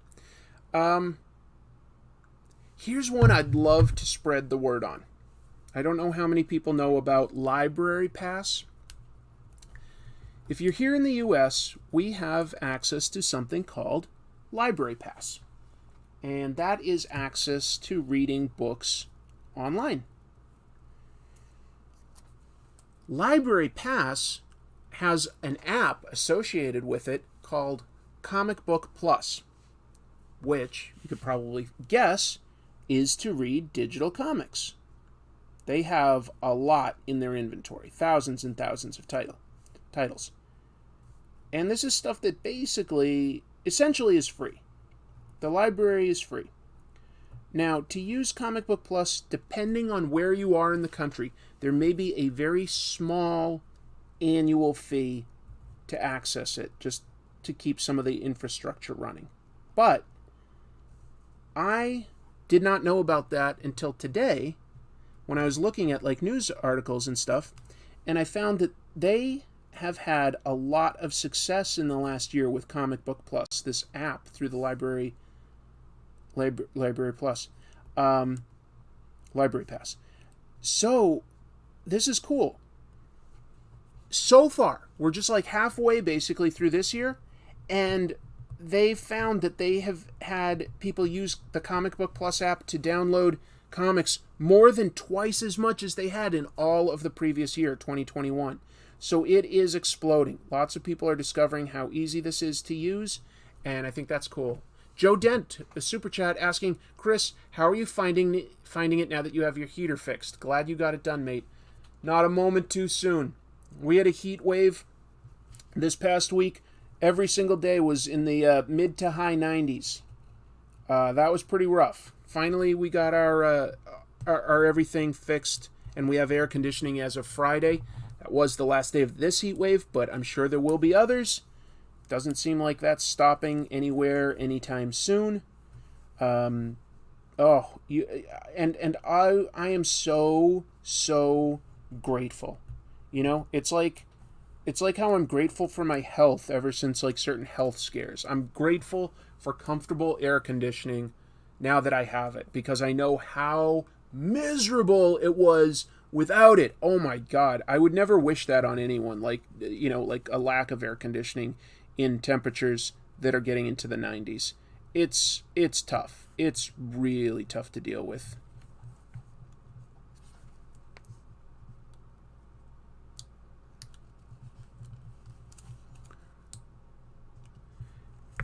There's apparently plenty of places in the country that don't have central air as standard, and throughout the world. I didn't grow up with central air when I lived in Massachusetts as a young kid, but for college, I went to college in New Orleans, and at that point, everywhere does have central air because it gets much hotter down in the south, and it spoiled me. I do not want to go without central air again. It's tough. It's real tough to. And my job, I have to work outside, so the last week has been very exhausting for me. I've definitely been just sort of dying in the heat. It's not been fun.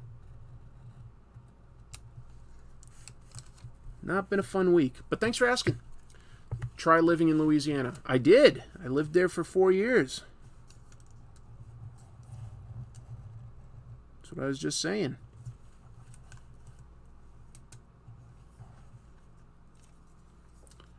Japan had no central air and barely any insulation, so winter was a little rough. Ooh, yeah. I know what you're talking about. That is tough.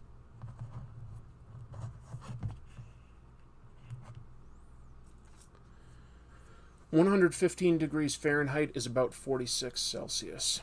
I don't have central air, never have. I don't know how you survive in hot days, Jeannie. I really don't.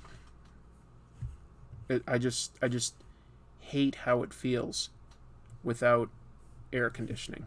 Like, consistent air conditioning throughout the house. Like, always keeping it a nice standard temperature.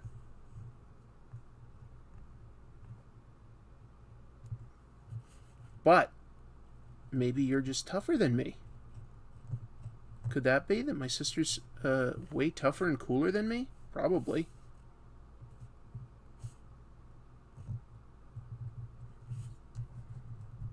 Seems likely.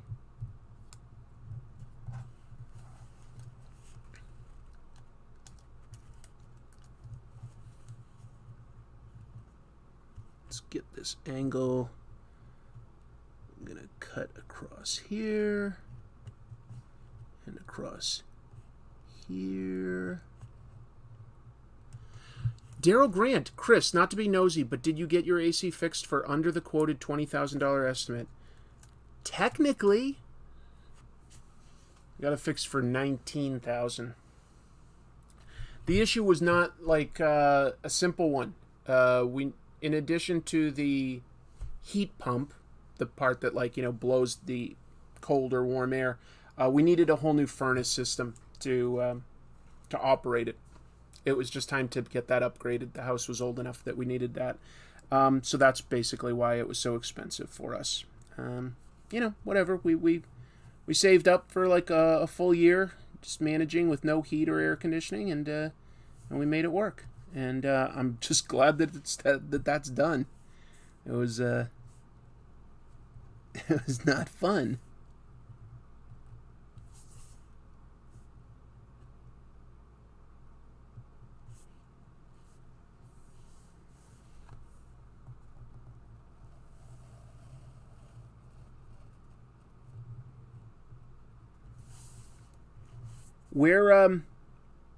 Where do you all live, and what's basically the hottest it tends to get where you live? What's the high end in the middle of your summer season? What's the high end of what temperatures you deal with?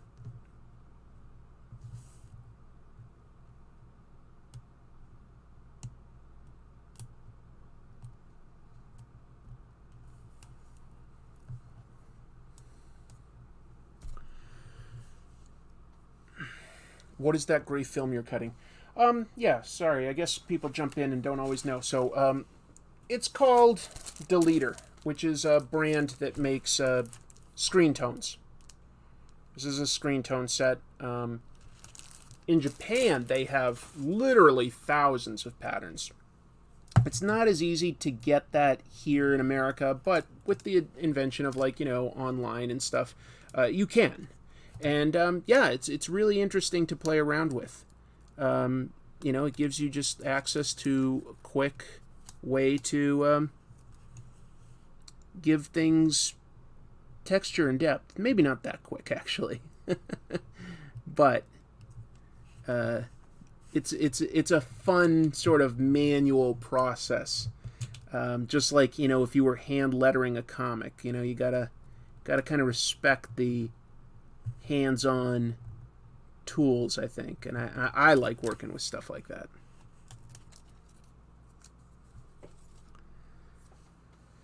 Cancun, 40 degrees Celsius. Here in Fresno, it gets up to 110. England was 32. That's Celsius. Stayed in bed in the gloom and stayed cool. I live in southern New Hampshire, and we've regularly been cracking 90s with a heat index over 100. I did some research on this, folks, and I only know how to tell these temperatures in Fahrenheit, but there is a temperature at which human beings can't function for long, and it's lower than I realized. If you're at 100% humidity, there's not too many areas in our country that get up to 100%, but there's parts of the South that definitely get up there. If you're up at 100% humidity, at 95 degrees, the human body can no longer cool itself enough to be okay. It will slowly get bad for you. You won't be able to deal with that for long. If the humidity drops to 50%, we can go up to 115 degrees Fahrenheit. before our bodies can't really regulate and keep us cool, keep us going. So yeah, some interesting, slightly scary stuff, like, because some of these temperatures are darn close to those peaks. Let's see. Marvin says Fahrenheit minus 32 is 1.8 Celsius. Okay. When I lived in Seattle, people acted like they didn't ever need AC, but it was burning for a few weeks in the summer. That's where we are now. And I think that everywhere is getting warmer. I think that's just a fact.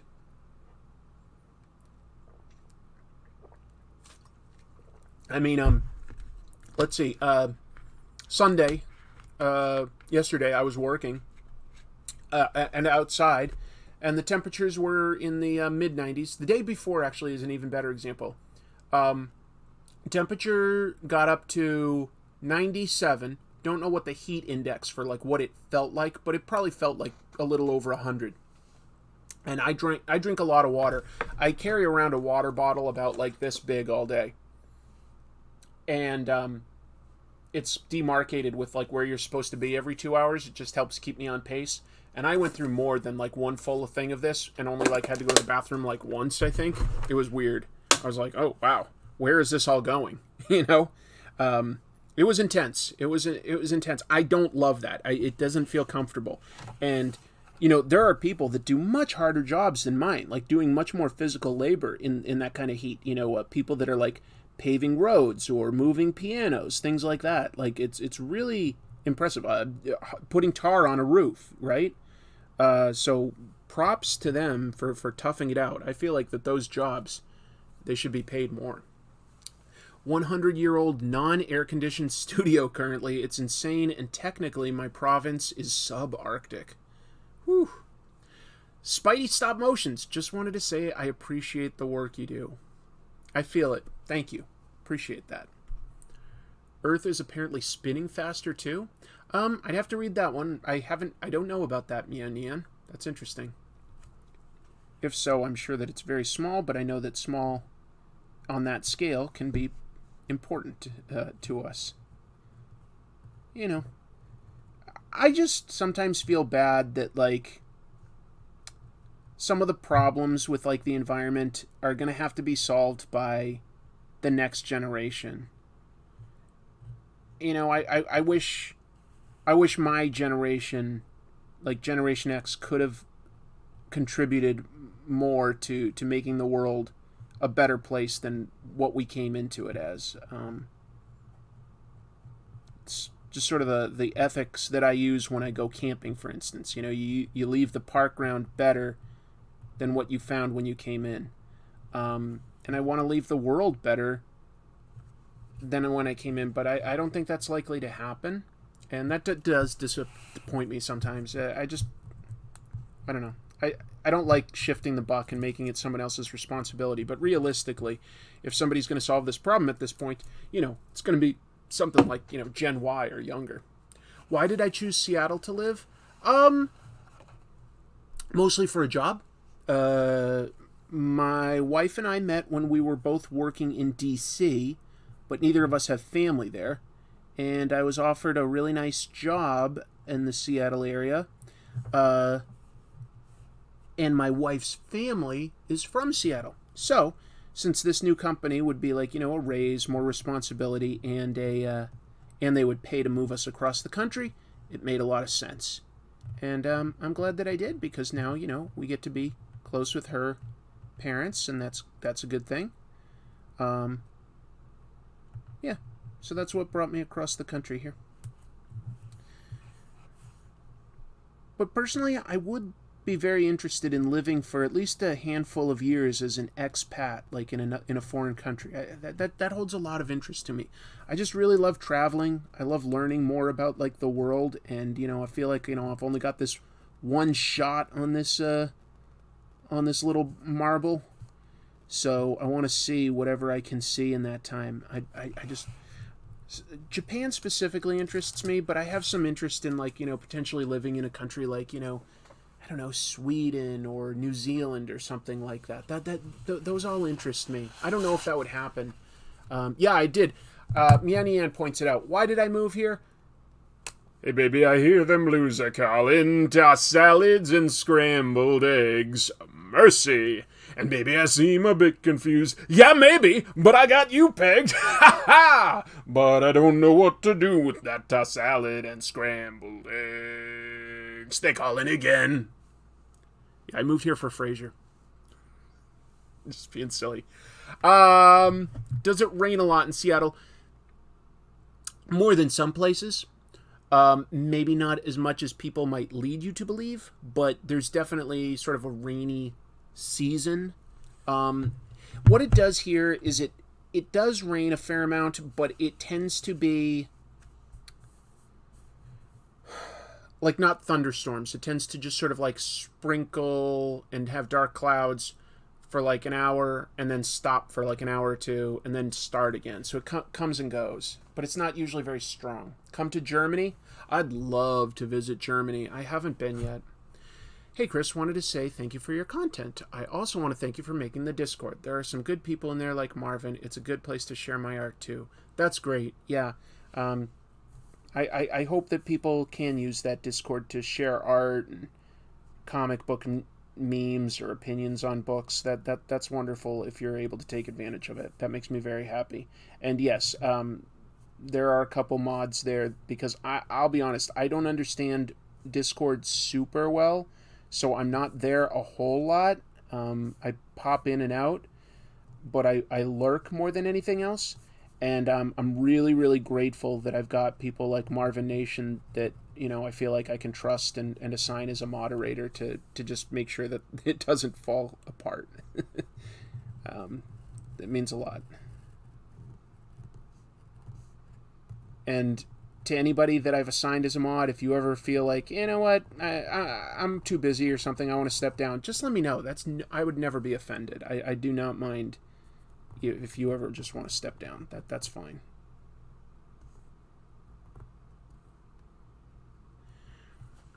Let's see. Visit Montreal. Have you met Adam Savage in Seattle or at Comic-Cons? No, I think I saw him in DC once. Not saw up close. Like, I think he was a speaker for, like, a political rally one time that I was just in DC. I've got more news. Why did I pause on news?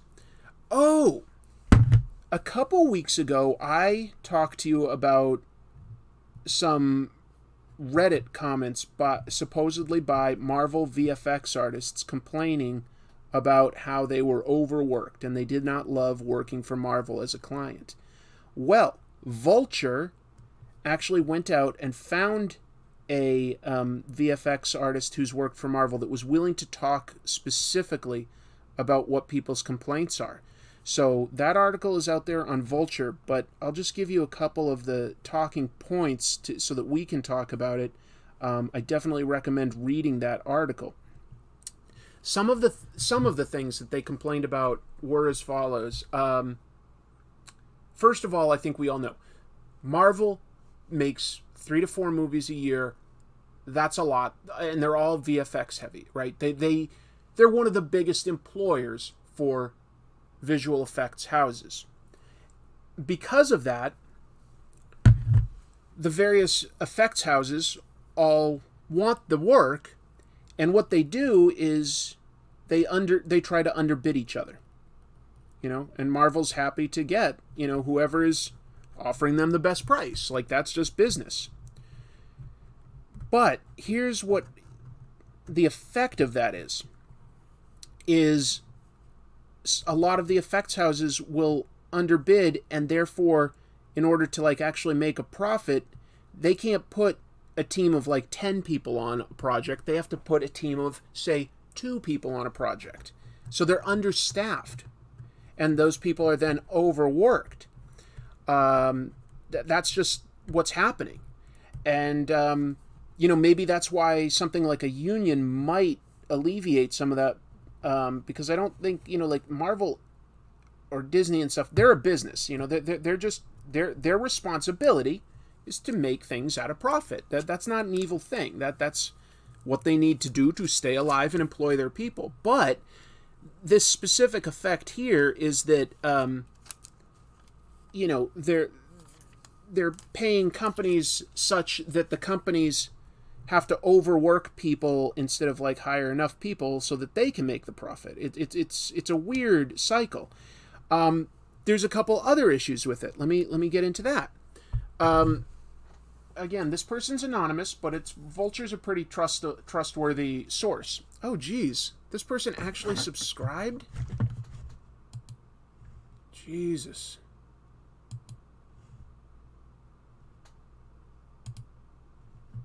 Wow. Let me just report something here, folks. I can't believe these chatbots actually subscribe to the channel. I've got this set now for like subscribers should be the only ones able to chat with us. Ay, ay, ay. All right, so talking more about the Marvel VFX article here. According to this person, another thing that Marvel does that not every movie does the same is that they do not have what's called a director of photography assigned to work in post-production. That's after they've finished with the film, like the actual filming. They go into post-production, you know, the editing, the effects, the color correction, the audio, you know, all that stuff that still needs to be done to complete the film. They don't assign a director of photography to work with the visual effects artist. They just have, you know, the director and producer like getting the shots and saying like, yeah, I guess I like that, or no, I want you to make this look different. But they don't know how to explain it in the language that VFX artists need.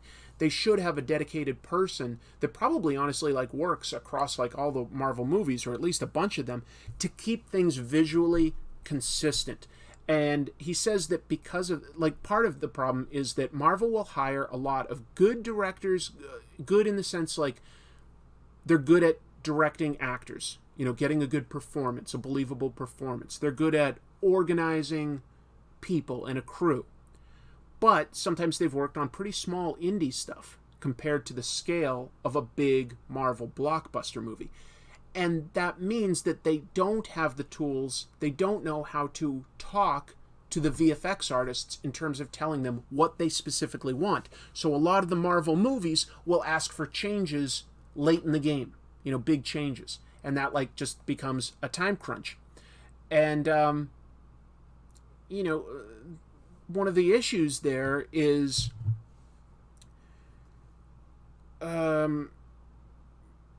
it leads to incongruity visually. For instance, Black Panther, I think most people would say Black Panther's a pretty good movie, pretty good Marvel movie.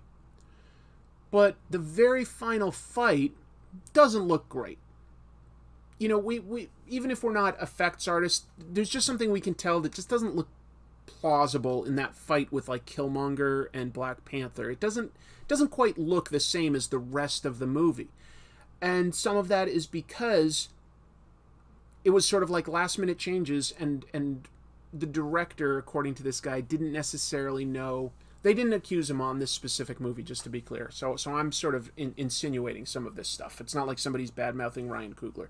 But I've heard other people complain about that effects bit in the last movie. That would be an example of where that breakdown of communication between a director's vision and what a visual effects studio can do doesn't work. So, anyway. Phil, thanks for stopping in. Get Chris Doyle. He did cinematography for Chungking Express. Yeah. Anyway. Who knows exactly how big this issue is? I don't. I found that I find it a very interesting article. I think that there's, like... you know, maybe this article coming out helps Marvel, honestly. Like, makes them realize, oh, okay, here's some areas where we can make things work better. If we, for instance, assign somebody whose job it is to, like, sort of help communicate these things, like visually, what the look of the movie should be, so that the effects sort of match everything else. There were critics on Corridor Crew for the final fight in Black Panther. Great point, MF. Love Corridor Crew. They did a good job. Yeah. Would you do an episode on Saga by Brian K. Vaughan and Fiona Staples? I think that's by far the best comic I've read. I would definitely consider doing that, Gork. I love Saga. It's fantastic. And I also love Fiona Staples and Brian K. Vaughan. So I would definitely consider something like that. Not sure why Disney is to blame. Sounds like the companies bidding on the contracts are at fault. Well, that would be Disney. Or no, you're saying the companies that are bidding on the contracts? Well, they're trying to stay alive. They have to get work. And so it becomes a dangerous balance where they're like, okay, in order for we can probably get this done for, $5 million. Okay, we'll give you the contract. Oh, okay, well, to make a profit of $5 million, I can afford to put 3 of my guys on it. That's what they just have to do to stay alive. And if they don't do that, then another company takes that work. So that's the challenge. That's the challenge.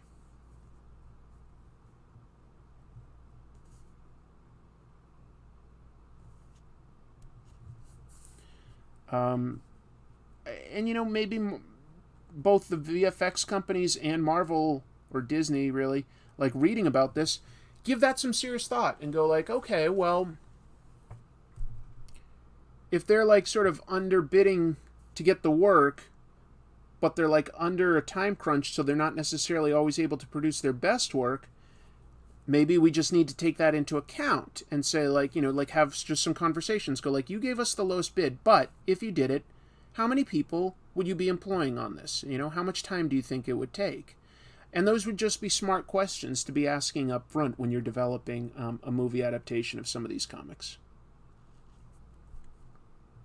It's definitely a pretty tough field, It's competitive, like a lot of creative arts are.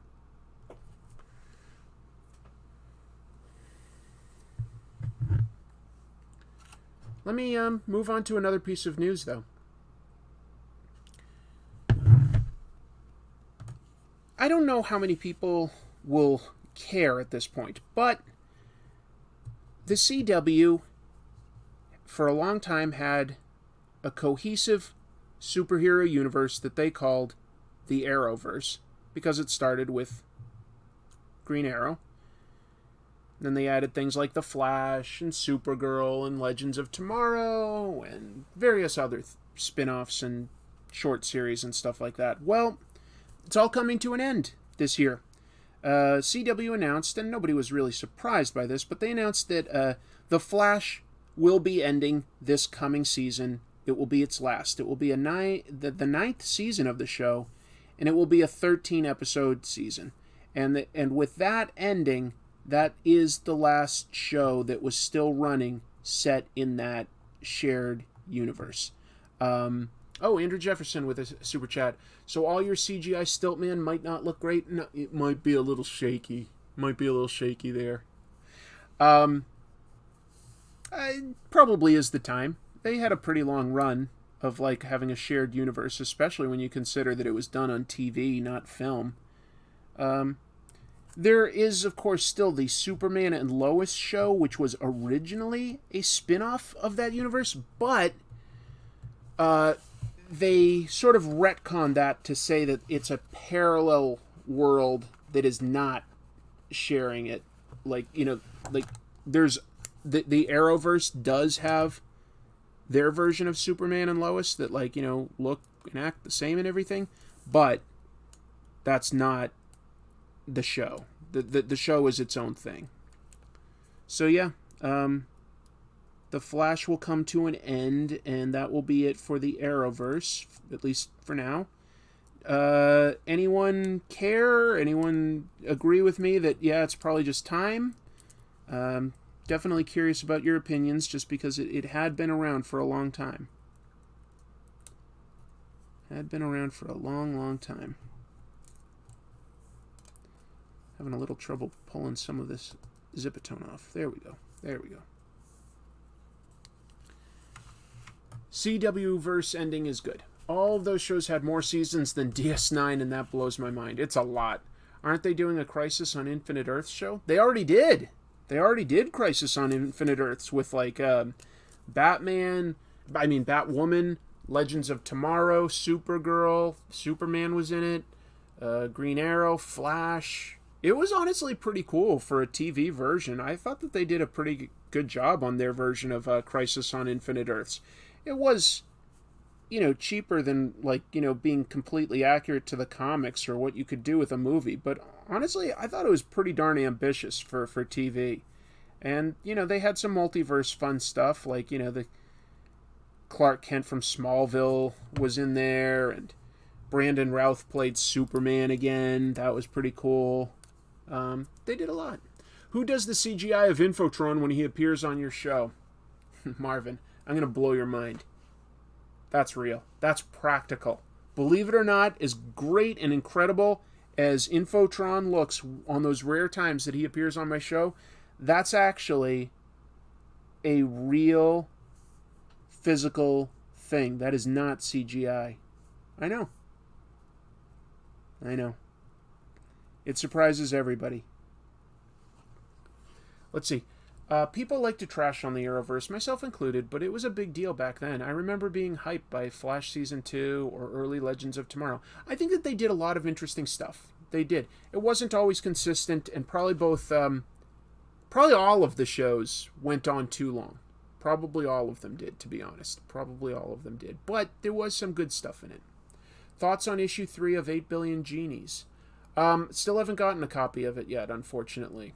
My store was sold out. Chris, a preemptive birthday well-wish again. What food will you be celebrating with? Please say hamburgers. I dress as the Hamburglar on weekends. No one pays me, but I love free hamburgers. Maybe I will get a burger.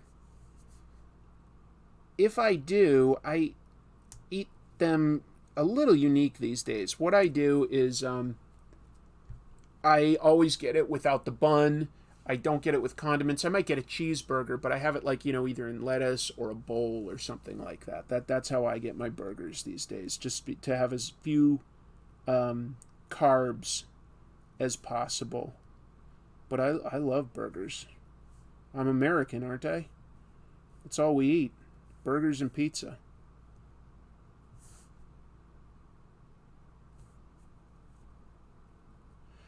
So, over here, pizza is ubiquitous. There's pizza everywhere. But I recently came across this series of news opinion pieces and articles from the 1950s when apparently pizza was new. I thought that it had been around here a lot longer than that. And these articles are going like, it's pronounced pizza, and it's this savory dish that mixes a blend of bread and mushrooms and cheese. They're just trying to describe it all. They're like, it sounds fancy, but it's really easy to make, so it's become quite popular. Look up 1950s articles on pizza. It's just funny seeing the American public just go pizza, what a strange, fascinating new thing to discover. What are my thoughts on Cajun food? Can you do a Cajun accent? Not really, to be honest. Not a good one. You can do a phony Cajun accent going enchanté, cher. But the actual New Orleans accent is very tricky to get right, and I lived there, and I could never really do it, because to me, it had a small southern twang, but also sounded a lot like somebody would talk from, say, Brooklyn or something, just little tougher, but with a twang. It's really hard to duplicate a New Orleans accent, which isn't the same, to be specific, as a Cajun accent. But yeah, it's an interesting accent. That's just a Gambit impression. Yeah. Pizza was mostly a between-meal snack for much of the states throughout the 50s and 60s. Wow. My dad said when he was a kid in the 50s, the only pizza they could get was a Chef Boyardee kit, and he said the box probably tasted better. I've heard that, Skipper. In some of the articles I read, people were saying that the early Chef Boyardee pizza kits tasted foul, and they were like, how is this being made? Steve Sorensen says, favorite pizza toppings and fave pizza chain. I'm a simple man. I like generally meat toppings. I'll have different types of pizza and stuff depending on maybe what's made available. But I like pepperoni. Some people call that like a cheap meat or a fake topping or something. But I do like pepperoni. I also kind of like beef or sausage. I like meat toppings on my pizza. I also am a big fan of places that make stuffed crust. I just think it tastes so good. How about a Georgian accent? It sounds like sweet molasses dripping out your mouth. Yeah. My mom says pizza is silly cheese on toast. My nan didn't know how to eat pizza. She had it with a side of steamed vegetables. What if we fold the pizza and bake it? It's low in cals and it's really in the zone. I got it. Calzone. Pineapple on pizza? I'll eat pineapple on pizza. Gene says for best chain, Papa Gino's. That was a local one back in Massachusetts that we had. I'm trying to think. Honestly, I feel like, chain pizza is fine, but generally I tend to find that you get a better pizza from like a mom and pop Italian or sometimes Greek, sort of sub place. They tend to be a little more generous, I think, with toppings, a little fresher. So, yeah. Corn is the main thing that doesn't belong on pizza. That's just a lot of sweetness, yeah. What about Cajun food? Cajun food's great, Wally. Cajun food's great. The thing you learn about Cajun food is they will eat anything that moves. Because down there in New Orleans, I had a lot of meats that just are less common elsewhere. Duck, not necessarily rare. You can find that at some Chinese food restaurants. But duck will be one that's down there. Rabbit,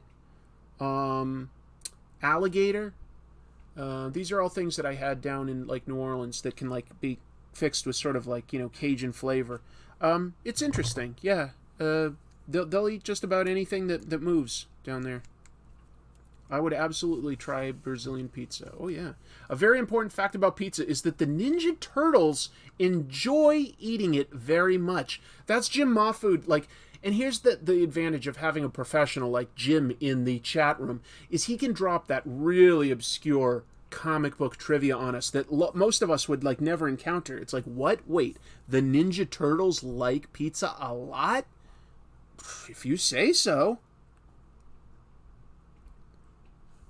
I'll be honest, that's something I would love to ask, Kevin Eastman, if he ever was at a convention, just to check. I'm sure Jim is right, but I don't think we should, just because Jim is a, great comic book creator, just take him at his word. I think we need to ask the original creator to be sure.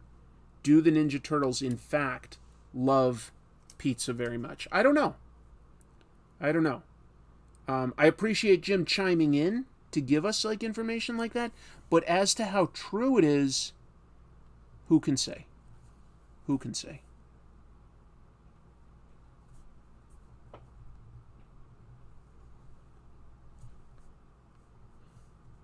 You know what I haven't had in a while that I love is a good steak. But I don't know what I'd say to answer Steve's original question about best pizza chain. I don't feel like I'm very loyal to any particular place. I don't feel like anything's ever wowed me that much. Does anybody have loyalty to a certain pizza place? Was that a Mirage thing or more from the cartoon? The cartoon definitely pushed it a lot more than anywhere else, but it was always in there. One day, a pizza party with all the comic troopers. Anyone here get the TMNT VHS with coupons for Pizza Hut? I don't think I did. Speaking of turtles, did you see the NECA Jim Lawson turtles at San Diego Comic-Con? I totally did, Cup Creations. As a guy who collects Donatellos, for what I just collect, not all the Ninja Turtles, just any variation really of Donatello that I can get, I collect for a very weird collection. Well, look, a second vote for Papa Gino's. There's more news. Let me see what other news we have here. HBO Max specifically released a documentary that might appeal to some people here. It's called Milestone Generations. Some of you may guess where this is going. Milestone Comics was, an imprint started in the 90s that focused on both characters and creators of color. We're talking books like Static, Hardware, Icon, Blood Syndicate. It was pretty innovative for its time, and they recently sort of sold themselves to DC Comics. DC always published them, but did not originally own them. But now they do own those characters, I guess. And there's like a new sort of wave of Milestone Comics. And so there's an HBO Max documentary about the modern stuff, but also the history of it. And they've got interviews with guys like, Dennis Cohen, who was one of the founders, and a lot of archival interviews with the late, great Dwayne McDuffie. How many trench coat Donatellos do I have? Not the one with the cloth. That's the big one that I want. That's the big one that I'd love to find. I can't find it anywhere. Anyway, other interviews. Let's see. Oh, DC bigwigs. We're talking like guys like Paul Levitz, Jeanette Kahn. So I haven't seen it yet, but I'm very interested to watch that. Milestone was... I read Milestone comics when they came out. Some early work by guys like the late John Paul Leon. That was really cool. Steve Sorensen with a super chat saying, every day from age 5 to 13, I ate English muffin pizzas, muffin sauce cheese, after school. That was a recipe from a TMNT picture book when I was a kid. The influence of Ninja Turtles in the late 80s, early 90s really can't be overstated. I remember, and I'm sure my sister will back me up, that just to try it, I would put cereal on pizza. One time I put a scoop of vanilla ice cream on pizza because the Ninja Turtles did it. And I was curious. I was like, oh, is it actually good? It's like, no, they were being silly. But I didn't know any better. I have a trench coat Donatello. Not the one with cloth, but I have that and a Sailor Mikey, and they're some of my favorite collectibles. I do have the plastic trench coat one. That's a fairly common one, and it's cool, the disguise one. But they did make one with cloth that was only released in the UK that I would love to get one of someday. Really loved those early Static books with John Paul Leon art. Wasn't it good? It really stood out. Yeah. Yeah, great talent. Underrated. Underrated.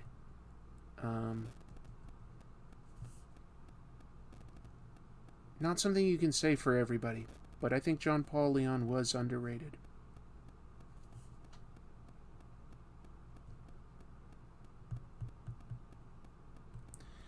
What else? I've got more news. Oh, wow, we've already gotten 2 hours, but I still have some more news, so I'm going to read that while I'm just sort of inking this second thing. Dan Panosian. Lasagna was your favorite food when you were very young because Garfield loved lasagna. When I was very young, that is true. Dan Panosian is a pretty fantastic artist. Also, I would say arguably an underrated artist because not everybody necessarily follows him, but he's worked for all the big companies, and one of the things you maybe would say that he's better known for is something like being one of the guys that created Drink and Draw, which is a fantastic thing. That's a show on YouTube, by the way, Drink and Draw with the professionals, and it's cool. And he has a book that's that you can get right now through the crowdfunding website Zoop. They were the people that did that book with Nick Pitar that did really well. Anyway, so if you look up Dan Panosian on Zoop, I thought that was worth mentioning. To be honest, they reached out and asked if I would be willing to mention it, and I was like, yeah, absolutely. That's something people should know about.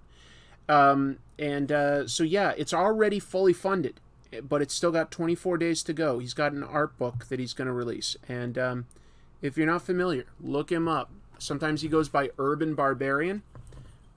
Really amazing, again, underrated artist. And his art book should definitely be fun and educational. Something that a lot of you would probably dig, I think. That's why I'm mentioning it. But maybe not something you would have heard of. That's why I'm trying to use my platform here when I'm talking about comics news to mention something like that. Gene, please, more potentially embarrassing child Chris lore. And my sister says, I only reveal little bits at a time during the pros and cons live stream. Thank you, Jeannie. Little keeps it interesting. I don't think I have that much that I'd be super embarrassed by, to be honest. But it is kind of funny to know what a weird kid I was.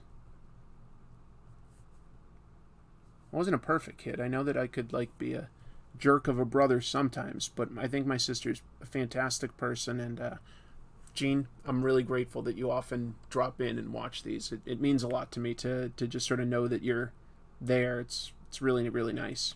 I hope you've been having a good visit with our dad. Anyway, yeah, Dan Panosian, Urban Barbarian, great sketchbook, Zoop, which seems to be a pretty interesting crowdfunding platform that basically will cater to the artist that's doing something there in terms of helping them fulfill extras and bonuses. They do some interesting things. Do I have those cool water squirting TMNTs? I do. Yep, I have that one for Donatello. Yep. I really wish I could get that Dan Panosian book. Love his art. He's done so many great drawings on Drink and Draw, mostly Conan related. Barbarians. Yep. I just thought I'd mention it. Here's a small one that I want to get out. I thought that this book sounded interesting. Marvel announced an upcoming Captain America crossover event, and they can do that because they currently have 2 Captain America comics coming out, one with Steve Rogers and one with Sam Wilson. They're both Captain America, just like Miles Morales and Peter Parker are both Spider-Man.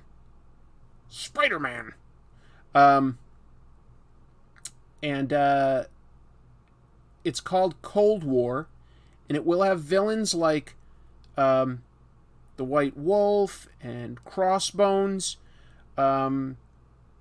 Also, the return of Nomad. I'm a little curious what they're going to do with that. I feel like Nomad has never been a cool character, but it's an okay idea that has the potential to work. Sort of a vigilante version of Captain America.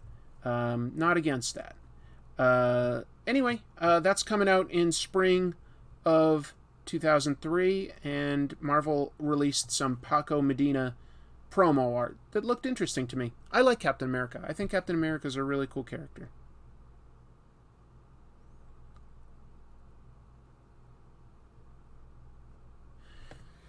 Have I read the JLA Witchblade crossover? No, honestly, I don't think I even really know about that one. Huh. Okay. How deep will Nomad's V-cut be? Well, that's the thing, is I don't know what version of Nomad they're talking about, because Steve Rogers has been Nomad, but so was that guy Jack something or other. That was like such a 90s book. They drew him like he was, from that syndicated show Renegade. It was just terrible. But I don't know if it's going to be him or somebody new or what. Could be cool.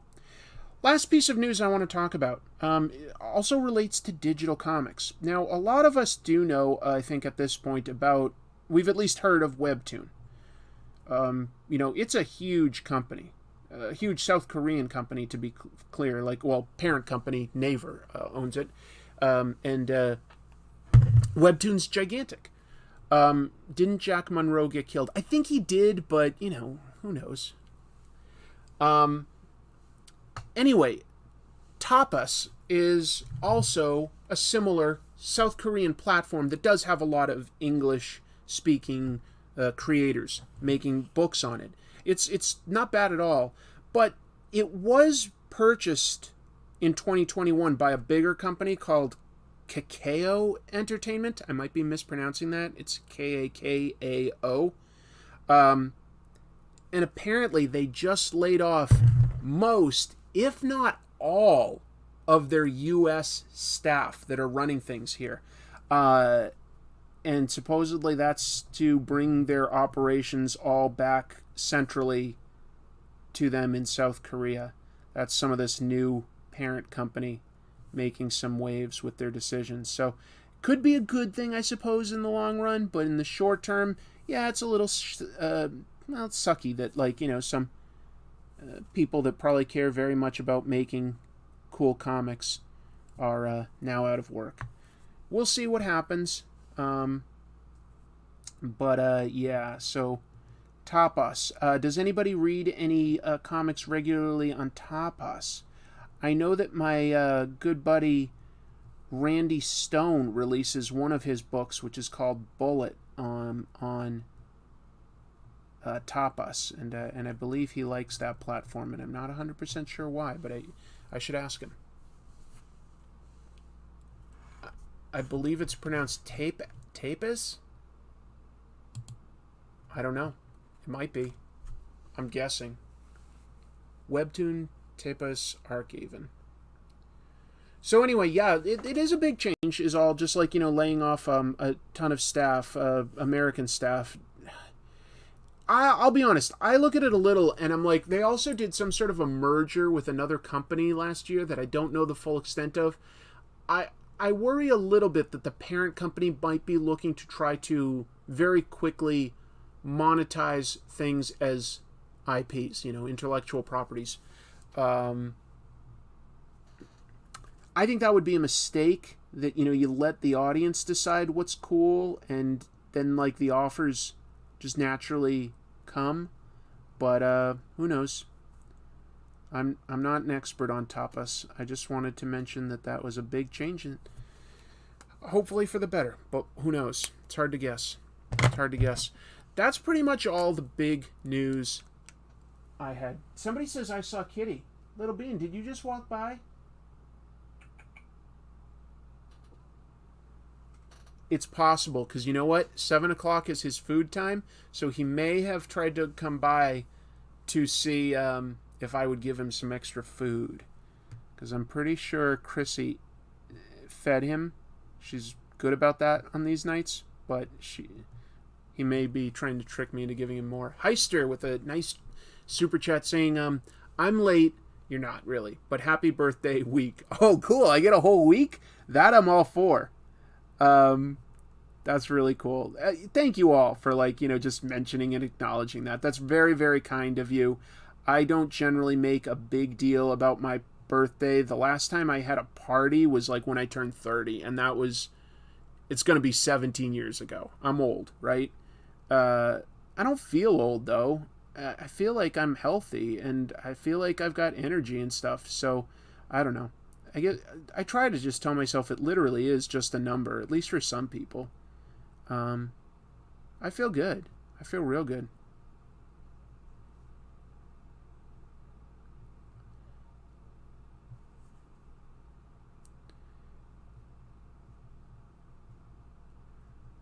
That means a lot to me, though, Heister. The American Eagle took down Bullseye. Happy birthday month. Yeah. Happy birthday month. Chris, sucker number 2, says Kitty. Yep, maybe. Hope you have a killer birthday party. I'm not going to have a birthday party. I'm going to be working that day. This is the closest I will come to a birthday party, is like you folks saying something nice to me and acknowledging it. And that means plenty to me. I appreciate it. I don't know. I think as you get older, like, you know, parties, you don't really need birthday parties. Like, I don't anyway. I like to be acknowledged by my friends and stuff. That feels nice to, like, just be thought of by the people that you care about, but I don't need a party.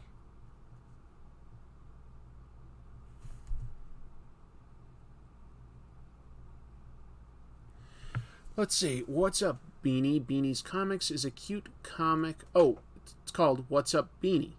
It's on Tapas. Okay. So we all got invited to your birthday. If you're here, you all got invited, and you participated in my birthday. I thank you. I thank you for your presence. It was very kind of you all. Oh, you know what I need to do tonight? I haven't taken time to watch Paper Girls yet. Amazon Prime adapted Paper Girls. That's a book by Brian K. Vaughan and Cliff Chiang that I thought was a really cool, fun book. Like, involved weird aliens and time travel and 1980s and paper routes. I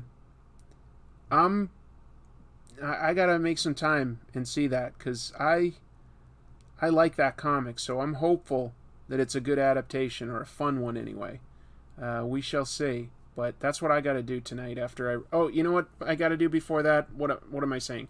I owe you guys the next comic Tropes. So first I'll sit down and wrap up editing, and then if I've got any free time, I gotta watch Paper Girls. And again, most of tonight I was just talking about the news while doing the Zipatone stuff here, or the Screentone stuff. And now I was just inking this because my local comic shop just had its 18th anniversary today, so I was going to bring this to the store owner on Comic Book Wednesday, New Comic Book Wednesday, and hopefully, you know, he gets a kick out of it. I don't know. Maybe I'm just wasting my time, but it feels like something I can do for people that's nice. I want to try to be a nice person in this world. There's too many that aren't. Sarah's Scribbles by Sarach Anderson is also a fun Tapas comic. Okay. Have I read The Golden Age by James Robinson? No, I haven't actually.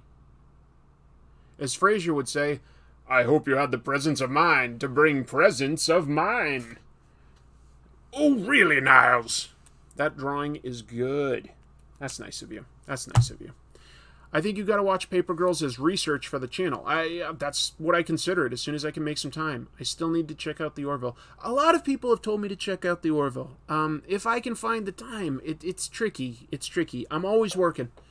I wish I could just have one job and dedicate everything to it, but I really still have to have two jobs, you know. Fortunately, I do well at my other job. Even though I'm part-time, I still sold the third most cars out of all the employees for the month, even though I'm part-time.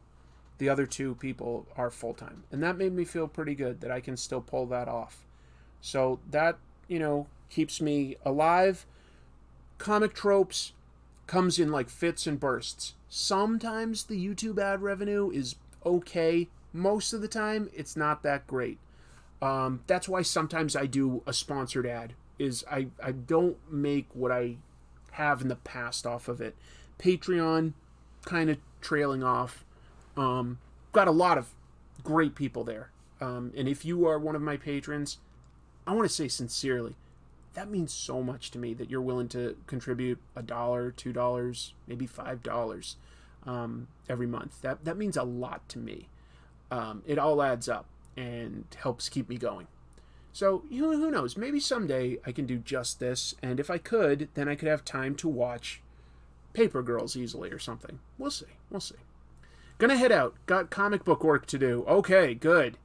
I have Robinson's Golden Age trade paperback. Still need to read it. Not part-time like Indiana Jones. No. The commission pay good for those sales? Oh, it's a flat commission at the place I work, so yeah, it's fair. But, you know, like whether I sell something, you know, cheap or something super expensive, I get paid the same. So I'm really just motivated to find customer what they want. It's nice. But anyway, I'm going to take off, folks. You were all great. Thank you for sort of making this a little bit of a birthday celebration for me. I did not expect that. So that was actually very, very fun. I'm still working slowly on this drawing.